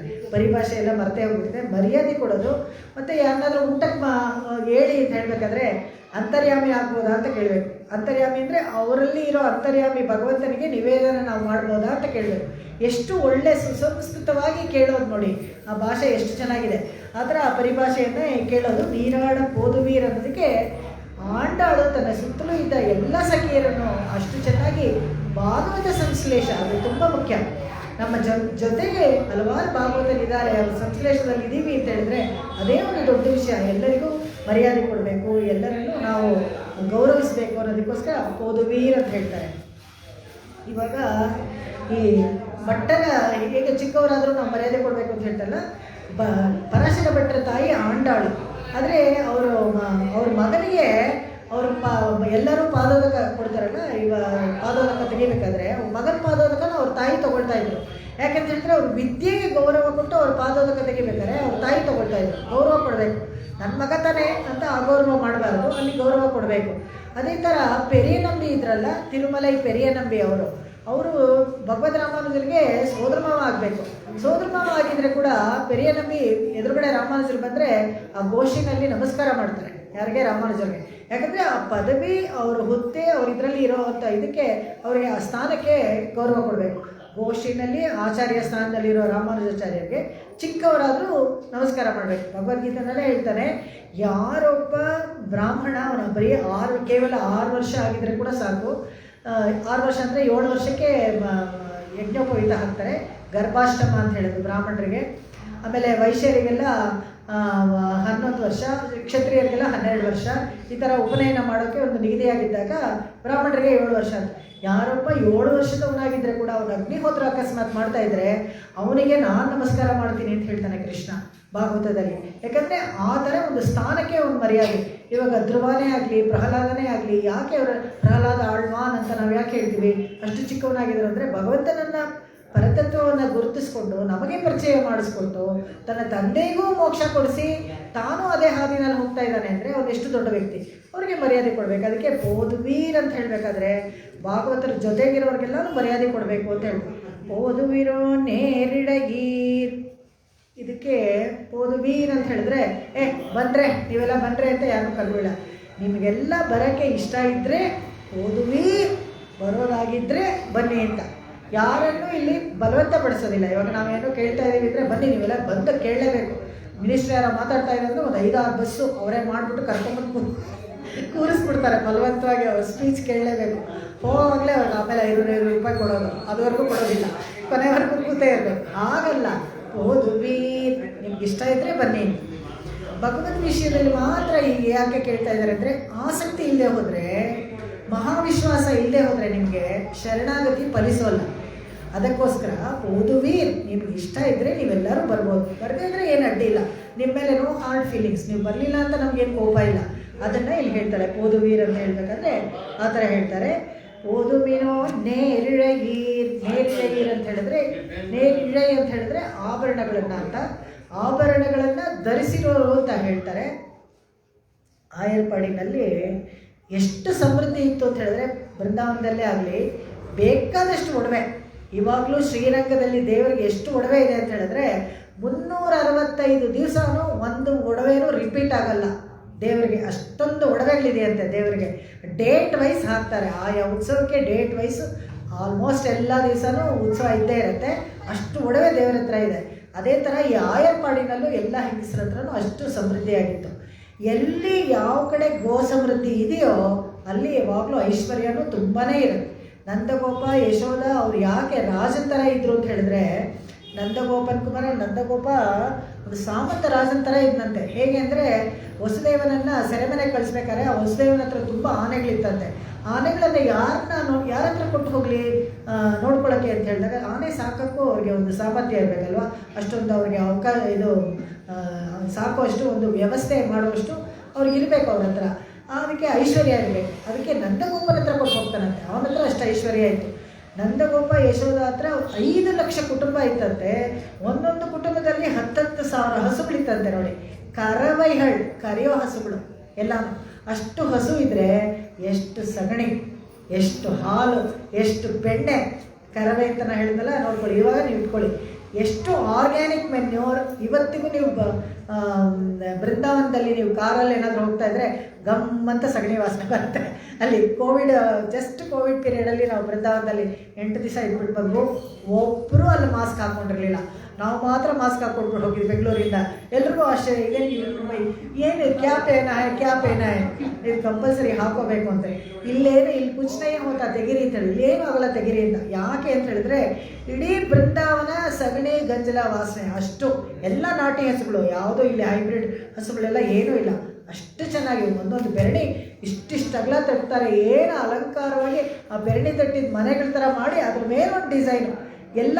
ಏನು ವ್ಯವಸಾಯಾತ್ಮಿಕ ಬುದ್ಧಿ ಏಕೇಹ ಕುರುನಂದನ ಅಂತ ನಾವು ನೋಡ್ತೀವಿ, ಭಗವದ್ಗೀತೆಯಲ್ಲಿ ಹೇಳಿದ್ದಾನೆ. ಅದನ್ನು ಅಲ್ಲಿ ನೋಡ್ಬೇಕು ನಾವು. ಗುಜರಾತ್ನಲ್ಲಿ ಇದರಲ್ಲಿ ಬೃಂದಾವನದಲ್ಲಿ ಹೋದರೆ ಆ ಗೊಲ್ಲ ಸ್ತ್ರೀಯರೆಲ್ಲ ಒಂದು ಸಗಣಿ ತಟ್ಟೋದು ಒಂದು ಅಷ್ಟು ಚಿತ್ರವಾಗಿ ಮಾಡಿ ಅದನ್ನು ಎಂಜಾಯ್ ಮಾಡ್ತಾರೆ. ಅದೇ ಇಂಧನ ನೋಡಿ, ಏನು ಪರಿಸರನ ತನ್ನಂತಾನೇ ಕಾಪಾಡ್ಕೊಳ್ಳುತ್ತೆ. ನಾವು ಇದನ್ನೆಲ್ಲ ಆರ್ಟಿಫಿಷಿಯಲಾಗಿ ಕ್ರಿಯೇಟ್ ಮಾಡಿ ಅದನ್ನು ಆಮೇಲೆ ಪ್ಲಾಸ್ಟಿಕ್ ಹೇಗೆ ವಿಸರ್ಜನೆ ಮಾಡೋದು, ಇದನ್ನು ಹೇಗೆ ಮಾಡೋದು, ಅದಕ್ಕೊಂದು ಕಷ್ಟಪಡ್ತೀವಿ. ಅಲ್ಲಿ ಎಲ್ಲ ನ್ಯಾಚುರಲಾಗೇ ನಡೆಯುತ್ತೆ. ಅಲ್ಲಿ ಆ ಥರ ಒಂದು ಆಯ್ಪಾಡಿನಲ್ಲಿ ತುಂಬ ನೇರಿಳೆ ಇರುತ್ತೆ, ಎಲ್ಲರಿಗೂ ಆಭರಣ ಇತ್ತು ಅಂತ. ಆದರೆ ಇಲ್ಲಿ ಸ್ವಾಪದೇಶ ಅರ್ಥದಲ್ಲಿ ಹೇಳ್ತಾರೆ ವ್ಯಾಖ್ಯಾತಕಾರರು, ನೇರಿಳೆ ಅಂತ ಹೇಳಿದ್ರೆ ಈ ಚಿನ್ನದ ಆಭರಣ ಆ ಥರದ್ದು ಅಂತ ಇಲ್ಲ, ಒಳ್ಳೆ ಗುಣ ಸಂಪನ್ನರು ಅಂತ. ಯಾವಾಗಲೂ ಅಷ್ಟೇ ಏನು ಒಳ್ಳೆ ಗುಣ. ನೇರಿಳೆ ಅಂದರೆ ಕಂಡೀಷನ್ಸ್ ಇವಾಗ ನೆಕ್ಸ್ಟ್ ಇದರಲ್ಲಿ ಹಾಕ್ತಾಳೆ, ಯಾರ್ಯಾರು ಬರಬೇಕು ನಮ್ಮ ಗ್ರೂಪಿಗೆ ಸೇರ್ಕೋಬೇಕಾದ್ರೆ ಏನಪ್ಪ ಇದು ಫಸ್ಟ್ ಥಿಂಗ್ ಗಾಸಿಪ್ ಮಾಡಬಾರ್ದು ಅದೇ ಹೇಳ್ತಾಳೆ ಯಾವಾಗಾದ್ರೂ. ಯಾರು ಏನು ಹೇಳಬಾರ್ದು, ಯಾಕೆ ಅವ್ರವ್ರ ಕರ್ಮದ ಪ್ರಕಾರ ಅವ್ರು ಹೋಗ್ತಾ ಇರ್ತಾರೆ. ಪ್ರತಿಯೊಂದು ಆತ್ಮಕ್ಕೂ ಟ್ರೆಡ್ಡೆಡ್ ಪಾತ್ ಇರುತ್ತೆ, ನಾವಲ್ಲ ಅದನ್ನು ಹಾಕೋದು, ಭಗವಂತ ಹಾಕೋದು. ಅದರ ಬಗ್ಗೆ ನಾವು ಅನಾವಶ್ಯಕವಾಗಿ ಚರ್ಚೆ ಮಾಡೋಕ್ಕೆ ಏನೂ ಇಲ್ಲ. ಜಡ್ಜ್ಮೆಂಟಲ್ಲಾಗ ಯಾಕಿರಬೇಕು, ಇವ್ರು ಹೀಗೆ ಅವ್ರು ಹಾಗೆ. ನಮ್ಮ ಮನೇಲಿ ಇರೋರ ಬಗ್ಗೆನೇ ನಾನು ಹೇಳ್ತಾ ಇರೋದು. ಪ್ರತಿಯೊಬ್ಬರು ಯಾಕೆ ಆ ಥರ ಜಡ್ಜ್ಮೆಂಟಲ್ಲಾಗಿರಬೇಕು? ಹೀಗೆ ನಾವು ಇರೋದ್ರಿಂದಲೇ ನಮಗೆ ದುಃಖ ಬರೋದು. ಎಲ್ಲರೂ ಯಾರು ನಮ್ಮ ಮಾತು ಕೇಳ್ಬಿಡ್ತಾರೋ ಅವ್ರು ಒಳ್ಳೆಯವರು, ಯಾರು ನಮ್ಮ ಮಾತು ಕೇಳೋರೋ ಅವ್ರು ಕೆಟ್ಟವರು. ಇಷ್ಟೇ, ಇದೇ ಸಿಂಪಲ್ ಫಾರ್ಮುಲಾ. ಯಾಕಂದರೆ ನಮ್ಮ ಮಾತು ಎಲ್ಲರೂ ಕೇಳಬೇಕು. ಭಗವಂತನ ಮಾತೇ ಯಾರು ಕೇಳ್ತಾ ಇಲ್ಲ. ಶರಣಾಗತಿ ಮಾಡ್ಕೊಂಡು ಬನ್ರಿ ಕರ್ಕೊಂಡು ಹೋಗ್ತೀವಿ ಅಂದರೆ ಅವನ ಮಾತೇ ಯಾರು ಕೇಳ್ತಾ ಇಲ್ಲ, ನಮ್ಮ ಮಾತನ್ನು ಯಾರು ಕೇಳ್ತಾರೆ? ಹೀಗೆ ನೇರಿಳೆಗಿರಿ ಅಂತ ಹೇಳಿದ್ರೆ ಒಳ್ಳೆ ಸದ್ಗುಣ ಸಂಪನ್ನಗಿರು ಅಂತ ಅರ್ಥ. ಒಳ್ಳೆ ಆಭರಣ, ಒಳ್ಳೆ ನಗು.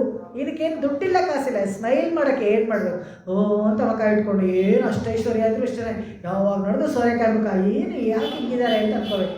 ನಗಕ್ಕೆ ಏನು ಮಾಡಬೇಕು? ಇದೆಲ್ಲ ಆಭರಣ, ಅದೆಲ್ಲ ಇದಕ್ಕೆಲ್ಲ ದುಡ್ಡು ಕಾಸು ಏನಿಲ್ಲ. ನೇರಿಳೆಗಿರಿ ಅಂತಂದರೆ ಒಳ್ಳೆ ಗುಣ. ನಿಮಗೆ ಒಳ್ಳೆ ಹೃದಯ ಇದ್ದರೆ ಮುಖದಲ್ಲಿ ತಾನಾಗೇ ತೇಜಸ್ ಗೊತ್ತಾಗುತ್ತೆ. ಒಳ್ಳೆ ಅಧ್ಯಯನ ಮಾಡಿದವರು ಯಾರಾದರೂ ಇದ್ದರೆ ಬ್ರಾಹ್ಮಣರು ನೀವು ನೋಡ್ಬೇಕು, ಮುಖದಲ್ಲೇ ತೇಜಸ್ ಗೊತ್ತಾಗುತ್ತೆ. ಅಗ್ನಿಹೋತ್ರ ಮಾಡ್ತಾ ಇದ್ದರೆ ನೀವು ಹೇಳ್ಬೋದು ಏನು ಒಂದು ಸ್ವಲ್ಪ ವ್ಯತ್ಯಾಸವಾಗಿದ್ದಾರಲ್ಲ ಅಂತ.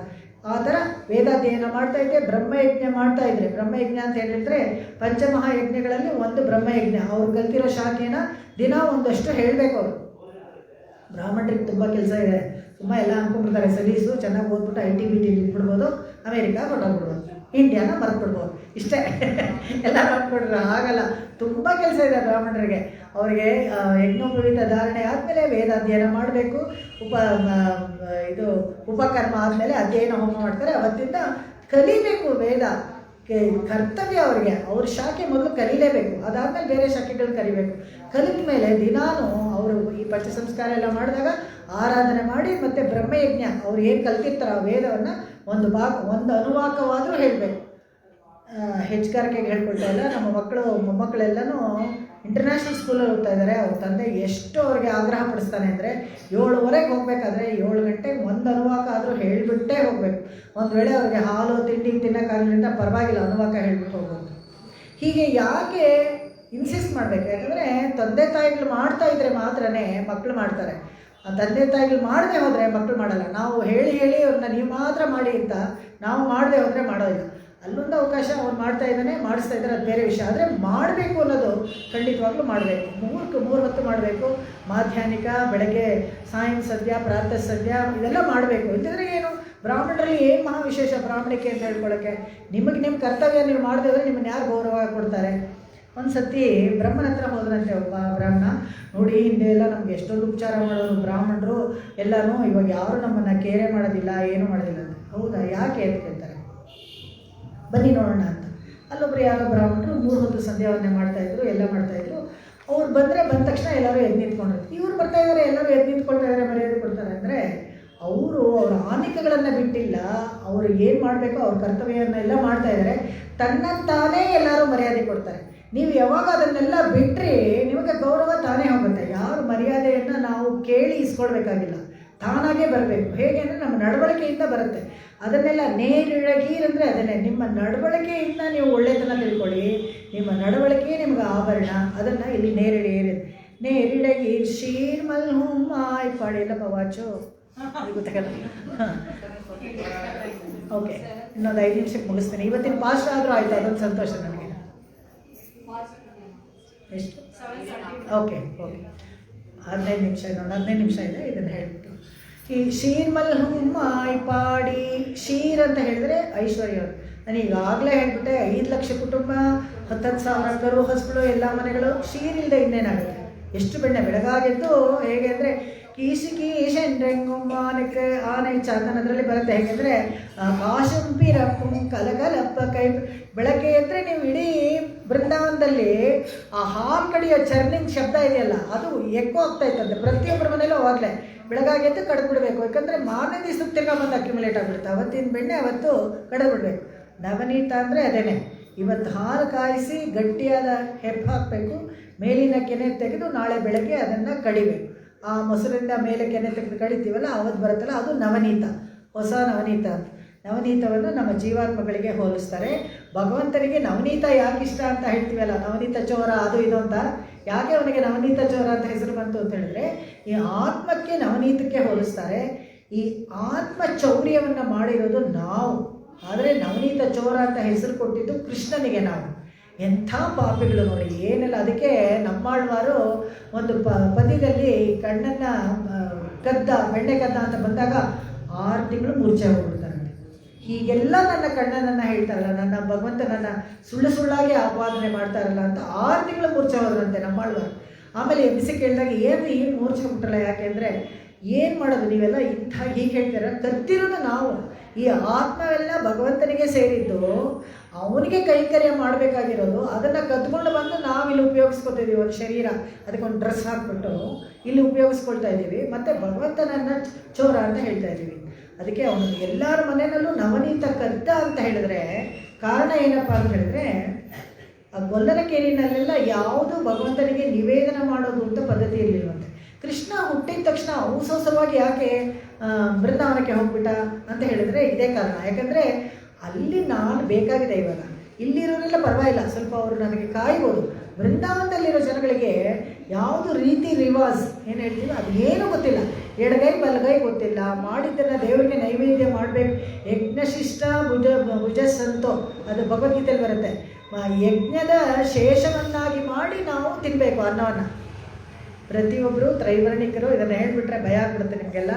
ಸ್ಥಾಲಿ ಪಾಕ ಅಂತ ಒಂದು ಮಾಡಬೇಕು. ಹೋಮಗಳನ್ನು ಮಾಡಿ ದಿನ ಉಪವಾಸನ ಮಾಡಿ ಒಂದು ಇದರಲ್ಲಿ ಕಂಚಲ್ಲಿ ಅನ್ನ ಮಾಡಿ ಭಗವಂತನಿಗೆ ನಿವೇದನ ಮಾಡಿ ವೈಶ್ವದೇವ ಮಾಡಿ ಅದನ್ನು 3 ಭಾಗವಾಗಿ ಇಟ್ಟು, ಯಾರಾದರೂ ಒಬ್ಬರು ಬ್ರಾಹ್ಮಣರು ಯಾರಾದರೂ ಅತಿಥಿಗಳು ಬಂದರೆ ಅವರಿಗೆ ಕೊಟ್ಟುಬಿಟ್ಟು ಆಮೇಲೆ ನಾವು ಊಟ ಮಾಡಬೇಕು. ಸರಿ ಬಿಡಿ, ದಿನ ಉಪವಾಸನೆ ಆಮೇಲೆ ಯಾರು ಮಾಡ್ತಾರೆ? ಹೇಗೆ ಮಾಡೋದು? ಹೋಮಗಳ ಹೇಗೆ ಮಾಡ್ತಾರೆ? ಚಿಕ್ಕ ಊರುಗಳಲ್ಲಿ, ಚಿಕ್ಕ ಮನೆಗಳಲ್ಲಿ ಎಷ್ಟು ಕಷ್ಟ. ಇದನ್ನು ಮಾಡಬೇಕು. ಮಾಡಿದ್ರೆ ನಿಮಗೇನು ಪುಣ್ಯ ಇಲ್ಲ. ಯಾವ್ದು ವಿಧಿಸಿದೆಯೋ ಬ್ರಾಹ್ಮಣರಿಗೆ, ತ್ರೈವರ್ಣಿಕ ಬ್ರಾಹ್ಮಣರು, ಕ್ಷತ್ರಿಯ, ವೈಶ್ಯರಿಗೆಲ್ಲ ಹೆಚ್ಚು ಕಡಿಮೆ ಒಂದೇ ಥರ ಎಲ್ಲರೂ ವಿಧಿಸಿರೋದು ಶಾಸ್ತ್ರಗಳು. ಇದನ್ನು ಮಾಡಿದ್ರೆ ನಮಗೇನು ಪುಣ್ಯ ಇಲ್ಲ, ಮಾಡದೆ ಹೋದರೆ ಪಾಪ. ತಿಳ್ಕೊಳ್ಳಿ. ಯಾರ್ಯಾದರೂ ಇದ್ದರೆ ಇಲ್ಲಿ ಸಂಧ್ಯಾವನ್ನು ಮಾಡದೆ ಹೋದರೆ ನಾಳೆಯಿಂದ ದಯವಿಟ್ಟು ಮಾಡಿ. ಯಾಕಂದರೆ ಇವತ್ತಿನವರೆಗೂ ನಾಳೆ ಬೆಳಗ್ಗೆ ಹೇಳುವಾಗ 7 ಸತಿ ಹರಿ ಅಂತ ಹೇಳಿಬಿಡಿ, ಆ ಹಳೆಯದೆಲ್ಲ ಪಾಪ ಹೋಗ್ಬಿಡುತ್ತೆ. ನಾಳೆಯಿಂದ ಸಂಧ್ಯಾವಂದನೆ ಮಾಡಿ. ಯಾಕೆಂತ ಹೇಳಿದ್ರೆ ಆ ಥರ ಒಂದು ಉತ್ತಮವಾದ ಮಂತ್ರ ನಮಗೆ ಸಿಕ್ಕಿದೆ ಅಂತ ಹೇಳಿದ್ರೆ ಅದನ್ನು ಬಿಟ್ಬಿಡ್ತಾರ ಯಾರಾದರೂ? ಅಷ್ಟಾಕ್ಷರಿನೂ ಹಾಗೇನೆ ಭಗವಂತ ಎಲ್ಲರಿಗೂ ಕೊಟ್ಟಿದ್ದು. ಈ ಅಷ್ಟಾಕ್ಷರಿ ವಿಚಾರವನ್ನು ಇನ್ನೂ ಪೂರ್ತಿ ತಿರುಪಾವೈ ಪೂರ್ತಿ ನಾವು ಹೇಳ್ತೀವಿ. ಮಂತ್ರ ಹೇಳಬೇಕಾದ್ರೆ ಯಾರ್ಯಾರಿಗೆ ಇದೆ, ಎಲ್ಲರಿಗೂ ಇದೆ ಅಂತ. ಈ ಗಾಯತ್ರಿನಾದರೂ ಬರೀ ಗಂಡಸರಿಗೆ ಅಂತ ಇದ್ದರೆ ಅಷ್ಟಾಕ್ಷರಿ ಪ್ರತಿಯೊಬ್ಬರಿಗೂ ಇದನ್ನು ಸುಲಭವಾಗಿ ತಗೊಂಡು ನಾವು ಯಾಕೆ ಮೋಕ್ಷಕ್ಕೆ ಹೋಗ್ತಾ ಇಲ್ಲ, ಇಲ್ಲೇ ಇದ್ದೀವಿ ಅಂದರೆ ಇದಕ್ಕೆ ಕಾರಣ ನಮ್ಮ ಪಾಪಗಳೇ. ಇದಕ್ಕೆ ನಮಗೆ ತಡೆಯಾಗಿರೋದು ಬೇರೆ ಏನೂ ಇಲ್ಲ, ಬರೀ ಪಾಪಗಳೇ ನಮಗೆ ತಡೆಯಾಗಿರೋದು. ಅದನ್ನು ಹೇಳ್ತಾರೆ ನೇರಿಳ ಈರ್ ಅಂತ ಹೇಳಿದಾಗ ಈ ಆಭರಣಗಳನ್ನು ಹಾಕಿ ಶೀರ್ಮಲ್ ಹುಮ್ ಅಂತ ಬಂತಲ್ಲ, ಇಲ್ಲಿ ಆಗಲೇ ನಾನು ಹೇಳಿದೆ ಇಷ್ಟೊಂದು ಐಶ್ವರ್ಯ ಇತ್ತು ಅವ್ರಿಗೆ, ಯಾವುದಕ್ಕೂ ಕಡಿಮೆ ಇರಲಿಲ್ಲ, ಯಾವುದಕ್ಕೂ ಕಡಿಮೆ ಇರಲಿಲ್ಲ. ಕೃಷ್ಣ ಒಬ್ಬ ಇದ್ದರೆ ಸಾಕು, ಏನು ಬೇಕು ನಮಗೆ. 18 ಅಕ್ಷೌಹಿಣಿ ಮಹಾಭಾರತ ಯುದ್ಧದಲ್ಲಿ 11 ಅಕ್ಷೌಹಿಣಿ ಸಂಘಟಿತ ಮಾಡಿಬಿಟ್ಟ. ಯಾರು? ದುರ್ಯೋಧನ. ನನ್ನ ಬಿಟ್ಟರೆ ಇಲ್ಲ ಅಂತ. ಕೃಷ್ಣನ ಹತ್ರ ಒಂದು ಅಕ್ಷೌಹಿಣಿ ಇದೆ, ಅದನ್ನು ಹೇಗಾದರೂ ತೊಗೊಳ್ಬೇಕು. ಆದರೆ ಕೃಷ್ಣ ನಮಗೆ ಬೇಡ, ಅವನಿಗೆ ವಯಸ್ಸಾಗ್ಬಿಟ್ಟಿದೆ. ಆಗಲೇ 86 ವಯಸ್ಸು, 106 ಇಯರ್ಸ್ ಕೃಷ್ಣ ಇದ್ದ ಅಂತ. ಈಗಾಗಲೇ ವಯಸ್ಸಾಗ್ಬಿಟ್ಟಿದೆ. ಅವ್ನು ಕೃಷ್ಣ ನಮಗೆ ಬೇಡ, ಅವನ ಅಕ್ಷೌಹಿಣಿ ಮಾತ್ರ ಕೊಟ್ಬಿಟ್ರೆ ಸಾಕು, ಸೈನ್ಯ, ಅವನ ಬೆಟಾಲಿಯನ್ ನಮಗೆ ಸಿಕ್ಕಿದ್ರೆ ಸಾಕು ಅಂತ ದುರ್ಯೋಧನ ಧೃತರಾಷ್ಟ್ರ ಹೇಳಿ ಕಳಿಸ್ತಾನೆ. ದುರ್ಯೋಧನನಿಗೆ ಧೃತರಾಷ್ಟ್ರ ಕಡಲಿಲ್ಲ ಅಂತ ಒಂದೇನೆ, ಆದರೆ ಮಹಾಪಾಪಿ ಅವನು. ಯಾಕೆ ಅಂತ ಹೇಳಿದ್ರೆ ಅವನು ಯಾಕೆ 100 ಮಕ್ಕಳು ಸತ್ತೋದ್ರೆ ಅಯ್ಯೋ ಅಂತ ಯಾಕೆ ಹೇಳ್ಬಾರ್ದು ಅಂದರೆ ಅಷ್ಟು ಕೆಟ್ಟವನು. ಯಾವಾಗಲೂ ಕೆಟ್ಟದ್ದನ್ನೇ ಯೋಚನೆ ಮಾಡ್ತಾ ಇದ್ದ. ದ್ರೌಪದಿಗೆ ವಸ್ತ್ರ ಅಪಹರಣ ಆಗಬೇಕಾದ್ರೆ ಪಕ್ಕದಲ್ಲಿ ಸಂಜಯನ ಪಂಚೆಯನ್ನು ಎಳಿತಾ ಇದ್ದಂತೆ. ಎಲ್ಲ ಸೀರೆ ಬಂದ್ಬಿಡ್ತಾ, ಕಣ್ಣಿಲ್ಲ ಇವನಿಗೆ. ಯಾವ ಕಾಲ ನೋಡಿ, ದ್ವಾಪರ ಯುಗದಲ್ಲಿ ಹೆಣ್ಣು ಮಕ್ಕಳಿಗೆ ಅವಮಾನ ಮಾಡ್ತಾ ಇದ್ದಾರೆ ಅಂದರೆ ರಾಜನ ತಂದೆಯಾಗಿರೋ ಸ್ಥಾನದಲ್ಲಿ ಕೂತ್ಕೊಂಡು ಈ ಥರ ಮಾಡಬಾರ್ದು ಅಂತ ಹೇಳಿದೆ ಕಣ್ಣು ಕಾಣಿಸ್ದೆ ಹೋದ್ರು ಎಲ್ಲ ವಸ್ತ್ರನೂ ಬಂದ್ಬಿಡ್ತಾ ಅಂತ ಕೇಳ್ತಾ ಇದ್ದಾರೆ. ಈ ಥರದವ್ರಿಗೆಲ್ಲ ಶಿಕ್ಷೆ ಯಾಕೆ ಆಗಬಾರ್ದು? ಅದಕ್ಕೆ ಅವ್ರಿಗೆಲ್ಲ ಮಕ್ಕಳು ಇಲ್ಲದೆ ಇರೋ ಥರ, ತಿಥಿ ಮಾಡೋಕ್ಕೂ ಒಂದು ಮಗ ಇಲ್ಲದೆ ಇರೋ ಥರ ಮಾಡಿದ್ದು ಕೃಷ್ಣ ಕಾರಣ ಇದೇನೆ. ಯಾಕೆಂದರೆ ಅಷ್ಟು ಕೆಟ್ಟದಾಗಿ ನಡ್ಕೊಂಡಿದ್ದಾರೆ ಅವರೆಲ್ಲ. ಹಾಗಿರ್ಬೇಕಾದ್ರೆ ಈ ಶೀರ್ಮಲ್ಹು ಅಂದರೆ ಕೃಷ್ಣ ಅವರು ಅಕ್ಷೌಹಿಣಿನ ನೀನು ಕೇಳಿ ಇಸ್ಕೊಂಡು ಬಂದು ಹೋಗ್ತಾನೆ. ಬರ್ತಾನೆ ಮೊದಲು ದುರ್ಯೋಧನ. ಬಂದಾಗ ಕೃಷ್ಣ ಬಂದಿದ ತಕ್ಷಣ ಹೋಗ್ತಾನೆ, ಸುಮ್ಮನೆ ನಾಟಕ, ಮಲ್ಕೊಂಡಿರೋ ಥರ ಮಲ್ಕೊಳ್ತಾನೆ. ಒಳಗಡೆ ಬರ್ತಾನೆ, ಅಂತಃಪುರದೊಳಗೆ ಬಂದವನು ದುರ್ಯೋಧನ ಈ ಗೊಲ್ಲನ ಕಾಲ ಹತ್ರ ಯಾಕೆ ಕೂತ್ಕೋಬೇಕು ಅಂತ ಹೇಳ್ಬಿಟ್ಟು ಒಂದೇ ಒಂದು ಸ್ಟೂಲ್ ಇರುತ್ತಂತೆ. ಆ ಸ್ಟೂಲನ್ನು ಕೃಷ್ಣನ ತಲೆ ಹತ್ರ ಹಾಕಿ ಅಲ್ಲಿ ಕೂತ್ಕೋತಾನಂತೆ. ಅವನು ಅರ್ಜುನನೂ ಹೇಳ್ತಾನಂತೆ, ನೀನು ಹೋಗಿ ಆಶೀರ್ವಾದ ಪಡ್ಕೊಂಡು ಬಾ ಅಂತ ಹೇಳ್ಬಿಟ್ಟು ಯುಧಿಷ್ಠಿರ ಅರ್ಜುನನ ಕಳಿಸ್ತಾನೆ. ಅರ್ಜುನನು ಬರ್ತಾನೆ. ಬಂದ ತಕ್ಷಣ ನೋಡ್ತಾನೆ ಆಗಲೇ ಬಂದುಬಿಟ್ಟಿದ್ದಾನೆ ದುರ್ಯೋಧನ, ತಲೆ ಹತ್ರ ಕೂತಿದ್ದಾನೆ. ಇವನು ಬರ್ತಾನೆ, ಇವನು ಒಂದು ಸಣ್ಣ ಸ್ಟೂಲ್ ತೊಗೊಂಡು ಕಾಲ ಹತ್ರನೇ ಕೂತ್ಕೊಂಡ. ಸರಿ, ಮೆತ್ತಿಗೆ ಕಂಡುಬಿಟ್ಟ ಕೃಷ್ಣ. ಕಂಡುಬಿಟ್ಟಿದ ತಕ್ಷಣ ಅವನ ಅನಿಬೇಕ್ಷಣ ಅರ್ಜುನನ ಮೇಲೆ ಎಲ್ಲಿ ಇರಬೇಕು ನಾವು ನೋಡಿ. ಯಾಕೆ ನಾವು ಪರಮನಡಿ ಪಾಡಿ, ಯಾಕೆ ಕಾಲ ಹತ್ರ ನಾವು ಬಿದ್ದಿರಬೇಕು ಭಗವಂತನಿಗೆ ಅಂದರೆ, ಕಣ್ಣು ತೆಗೆದ ತಕ್ಷಣ ಅವನ ದೃಷ್ಟಿ ನಮ್ಮ ಮೇಲೆ ಬೀಳುತ್ತೆ. ನಾವು ಕಾಲ ಹತ್ರನೇ ಇರಬೇಕು. ಅವನು ಭಗವಂತನ ದೃಷ್ಟಿ ಅರ್ಜುನನ ಮೇಲೆ ಬಿದ್ದು, ಓ ಪಾರ್ಥ ಯಾವಾಗ ಬಂದೆ ಅಂದರೆ ಅವನಿಗಿಂತ ಮುಂಚೆ ನಾ ಬಂದೆ ಅಂತ ಹುಡುಕಿಸ್ತಾ ಇದ್ದಾನೆ. ಈ ತಲೆ ಹತ್ರ ಕೂತಿದ್ದಾನಲ್ಲ ದುರ್ಯೋಧನ. ಓಹೋ ನೀನು ಬಂದಿದೆಯಾ, ಏನು ಗೊತ್ತಿಲ್ಲದೆ ಇರೋದ್ರ ನಾಟಕ ಮಾಡ್ತಾನೆ ಕೃಷ್ಣ. ಕಪಟ ನಾಟಕ ಸೂತ್ರಧಾರಿ ಅವನು ನಾಟಕ ಮಾಡ್ತಾನೆ. ನೀನು ಬಂದೆ? ಹಾಂ ಹೌದು ಬಂದೆ. ನಿನ್ನ ಹತ್ರ ಅಕ್ಷೌಹಿಣಿ ಇದೆಯಲ್ಲ, ಅದು ನನಗೆ ಬೇಕು ಅಂತ. ನೋಡಪ್ಪ, ನನ್ನ ಹತ್ರ ಇರೋದು ಎರಡೇ, ಒಂದು ನಾನು, ಇನ್ನೊಂದು ಈ ಅಕ್ಷೌಹಿಣಿ. ನಿನಗೆ ಏನು ಬೇಕಾದ್ರೂ ತೊಗೊತ. ನಾನು ಮುಂದೆ ಬಂದೆ, ನಾನು ಮೊದಲು ಬಂದಿದ್ದೀನಿ, ನಾನು ತೊಗೋತೀನಿ, ನನಗೆ ಫಸ್ಟ್ ಚಾಯ್ಸು ಅಂತ. ಆಯ್ತಪ್ಪ ಅಂತ ಹೇಳ್ತಾರೆ. ಸರಿ, ಅವನು ತೊಗೋತಾನೆ. ಅರ್ಜುನ ಹೇಳ್ತಾನೆ, ನನಗೆ ನೀನೇ ಬೇಕು ಶೀರ್ಮಲ್ಹು, ನೀನಿದ್ರೇ ಐಶ್ವರ್ಯ, ನೀನಿದ್ರೆ ಎಂಥ ಯುದ್ಧ ಬೇಕಾದ್ರೆ ನಾವು ಗೆಲ್ಬೋದು, ನೀನೇ ಬೇಕು ನನಗೆ ಅಂತ ಹೇಳ್ತಾನೆ. ಅವನು ಅರ್ಜುನ ಅವನ ಕಡೆ ಹೋಗ್ತಾನೆ. ಇವನು ಅಕ್ಷೌಹಿಣಿ ತೊಗೊಂಡು ತುಂಬ ಖುಷಿಯಾಗಿ ನಾನು ತುಂಬ ಜಾಣ ಅಂತ ಹೇಳ್ಕೊಂಡು ಹೋಗ್ತಾನೆ. ಹೋಗಿದ ತಕ್ಷಣ ಧೃತರಾಷ್ಟ್ರ ಕೇಳ್ತಾನೆ, ಕೊಟ್ಟ ನಿನಗೆ ಅಕ್ಷೌಹಿಣಿ ಕೊಟ್ಟ ಅಂತ. ಕೃಷ್ಣ ಅವನ ಕಡೆ ಹೋದನು. ಕೃಷ್ಣ ಅವನ ಕಡೆ ಹೊಟ್ಟೋದ್ನ. ಅವನು ತುಂಬ ಅವನ ನಂಬಾರ್ದು ಕಣೋ, ಓಡ್ ಹೋಗು. ಅವ್ನು ಕೃಷ್ಣ ಆಯುಧನೇನು ಹಿಡಿಬಾರ್ದು ಅಂತ ಕೇಳ್ಕೊಂಬಿಡು ಹೋಗು. ಯುದ್ಧದಲ್ಲಿ ಅವನು ಆಯುಧ ಹಿಡಿದ್ರೆ ಅಷ್ಟೇ ಸುದರ್ಶನ ಚಕ್ರ. ಯಾವುದು ಯುದ್ಧ ಮಾಡಬಾರ್ದು, ಸುಮ್ಮನೆ ಹಾಗೆ ಇರಬೇಕು, ಅವ್ರ ಕಡೆಗೆ ಬೇಕಾದ್ರೆ ಇದ್ಕೊಳ್ಳಿ ಆ ಥರ ಕೇಳ್ಕೊಂಡು ಮಾತ್ರ ಓಡಿ ಬರ್ತಾರೆ ದುರ್ಯೋಧನ. ಯುದ್ಧದಲ್ಲಿ ಇರ್ಬೋದು ನೀನು, ಅದರ ಆಯುಧ ಯಾವುದು ಹಿಡಿಬಾರ್ದು. ಈ ಥರ ಶೀರ್ ಅಂದರೆ ನಿಜವಾದ ಯಾವುದು ಐಶ್ವರ್ಯ ಅಂದರೆ ಭಗವಂತ ನಮ್ಮ ಕಡೆಗಿರೋದು, ಭಗವಂತನ ನಾಮ ನಮ್ಮ ನಾಲಿಗೆ ಮೇಲಿರೋದು, ಅದೇ ಒಂದು ಐಶ್ವರ್ಯ. ಏನೇನೋ ಐಶ್ವರ್ಯ ಎಷ್ಟೋ ಇರ್ಬೋದು, ಒಂದು ಕ್ಷಣದಲ್ಲಿ ಎಲ್ಲ ಹೊಟ್ಟೋಗ್ಬಿಡ್ಬೋದು. ಗುಜರಾತ್ನಲ್ಲಿ ಹತ್ಬೇಕಾದಾಗ ಡೈಮಂಡ್ ಮರ್ಚೆಂಟ್ಸು ನೆಕ್ಸ್ಟ್ ಡೇ ಹೆಲಿಕಾಪ್ಟರ್ನಲ್ಲಿ ಹಾಕ್ತಾರಲ್ಲ ಅನ್ನದ ಪ್ಯಾಕೆಟು, ಅದಕ್ಕೆ ಭಿಕ್ಷುಕರ ಥರ ಕೈ ಚಾಚ್ತಾ ಇತ್ತು. ಒಂದೇ ಕ್ಷಣ ಭಗವಂತನ ಸಂಕಲ್ಪದಿಂದ ಏನು ಬೇಕಾದರೂ ಆಗ್ಬೋದು. ಅದಕ್ಕೆ ಶೀರ್ ಅನ್ನೋದು ಭಗವಂತ ನಮ್ಮ ಕಡೆಗೆ ಇರಬೇಕು. ಅವನಿದ್ರೆ ಯಾವತ್ತೂ ನಮಗೆ ಒಳ್ಳೆಯದೇ ಆಗುತ್ತೆ. ಅದನ್ನ ಹೇಳ್ತಾರೆ ಶೀರ್ಮಲ್ ಮಾಯ್ಪಾಡಿ. ಕೃಷ್ಣ ಬೃಂದಾವನಕ್ಕೆ ಬರೋಕ್ಕೆ ಮುಂಚೆನೇ ಅಲ್ಲಿ ಈ ಬೃಂದಾವನದಲ್ಲಿ ಇವತ್ತು ನಿಧಿವನ ಅಂತ ಒಂದಿದೆ, ಅಲ್ಲಿ ಬರೀ ಮುಳ್ಳು ಗಿಡಗಳಿತ್ತಂತೆ. ಆ ಮುಳ್ಳು ಗಿಡಗಳೇ ಇದ್ದಿತ್ತು, ಏನೂ ಇರಲಿಲ್ಲ ಅಲ್ಲಿ. ಕೃಷ್ಣ ಬಂದ ಮೇಲೆ ಎಲ್ಲ ಹುಲ್ಲುಗಾವಲಾಯ್ತಂತೆ, ಹಚ್ಚ ಹಸಿರಾಗಿ. ಅವನ ಕಾಲಿಟ್ಟ ಸಿಂಧು ಪೂಮಳು ತಿರುವೇಂಗಡತ್ತು ಆಳ್ವಾರ್ಗಳು ಆಡ್ತಾರೆ. ಯಾಕೆ ಸಿಂಧು ಪೂ ತಿರುವೇಂಗಡತ್ತಲ್ಲಿ ಮಹಿಳು ಅದು ಅಷ್ಟು ಚೆನ್ನಾಗಿ ಬಿದ್ದೋಗಿರೋ ಕೆಳಗಡೆ ಹೂ ಕೂಡ ಅಷ್ಟು ಚೆನ್ನಾಗಿ ಗಮ್ಮಂತ ವಾಸನೆ ಫ್ರೆಶ್ ಆಗಿರುತ್ತಂತೆ ತಿರುಪತಿನಲ್ಲಿ. ಯಾಕೆ ಅಂತ ಹೇಳಿದ್ರೆ ತಿರುಪತಿ ಬೆಟ್ಟದ ಮೇಲೆ ಭಗವಂತ ಇದ್ದಾನೆ. ಅದಕ್ಕೆ ಸಿಂಧು ಪೂ ಮಹಿಳು ತಿರುವೇಂಗಡತ್ತು ಅದೇ ಹೇಳಿದ್ನಲ್ಲ, ಬರೀ ತಿರುಪಾವಿಗೆ ಮೀಸಲಾಗಿ ಇಟ್ಕೊಬಿಡೋಕ್ಕಾಗಲ್ಲ, ಎಲ್ಲ ಆಳ್ವಾರ ಹತ್ರನೂ ಹೋಗಿ ಬರಬೇಕು. ಅಂಥ ಒಂದು ಗುಣಗಳನ್ನು ಅವರೆಲ್ಲ ನಮಗೆ ತೋರಿಸ್ಕೊಡ್ತಾರೆ. ಈ ಶೀರ್ಮಲ್ಹು ಅಂದರೆ ಅದೇನೆ. ಕೃಷ್ಣ ಹೋಗಿದ ತಕ್ಷಣ ಅಲ್ಲಿ ಅಷ್ಟು ಇದಾಯ್ತಂತೆ, ಹಚ್ಚ ಹಸಿರಾಗಿ ಹುಲ್ಗಾವಲಾಯ್ತಂತೆ. ತುಂಬ ಕಷ್ಟಪಡೋರಂತೆ. 3 ತಿಂಗಳು ನೊಮ್ಯಾಡ್ಸ್ ಅವರೆಲ್ಲ.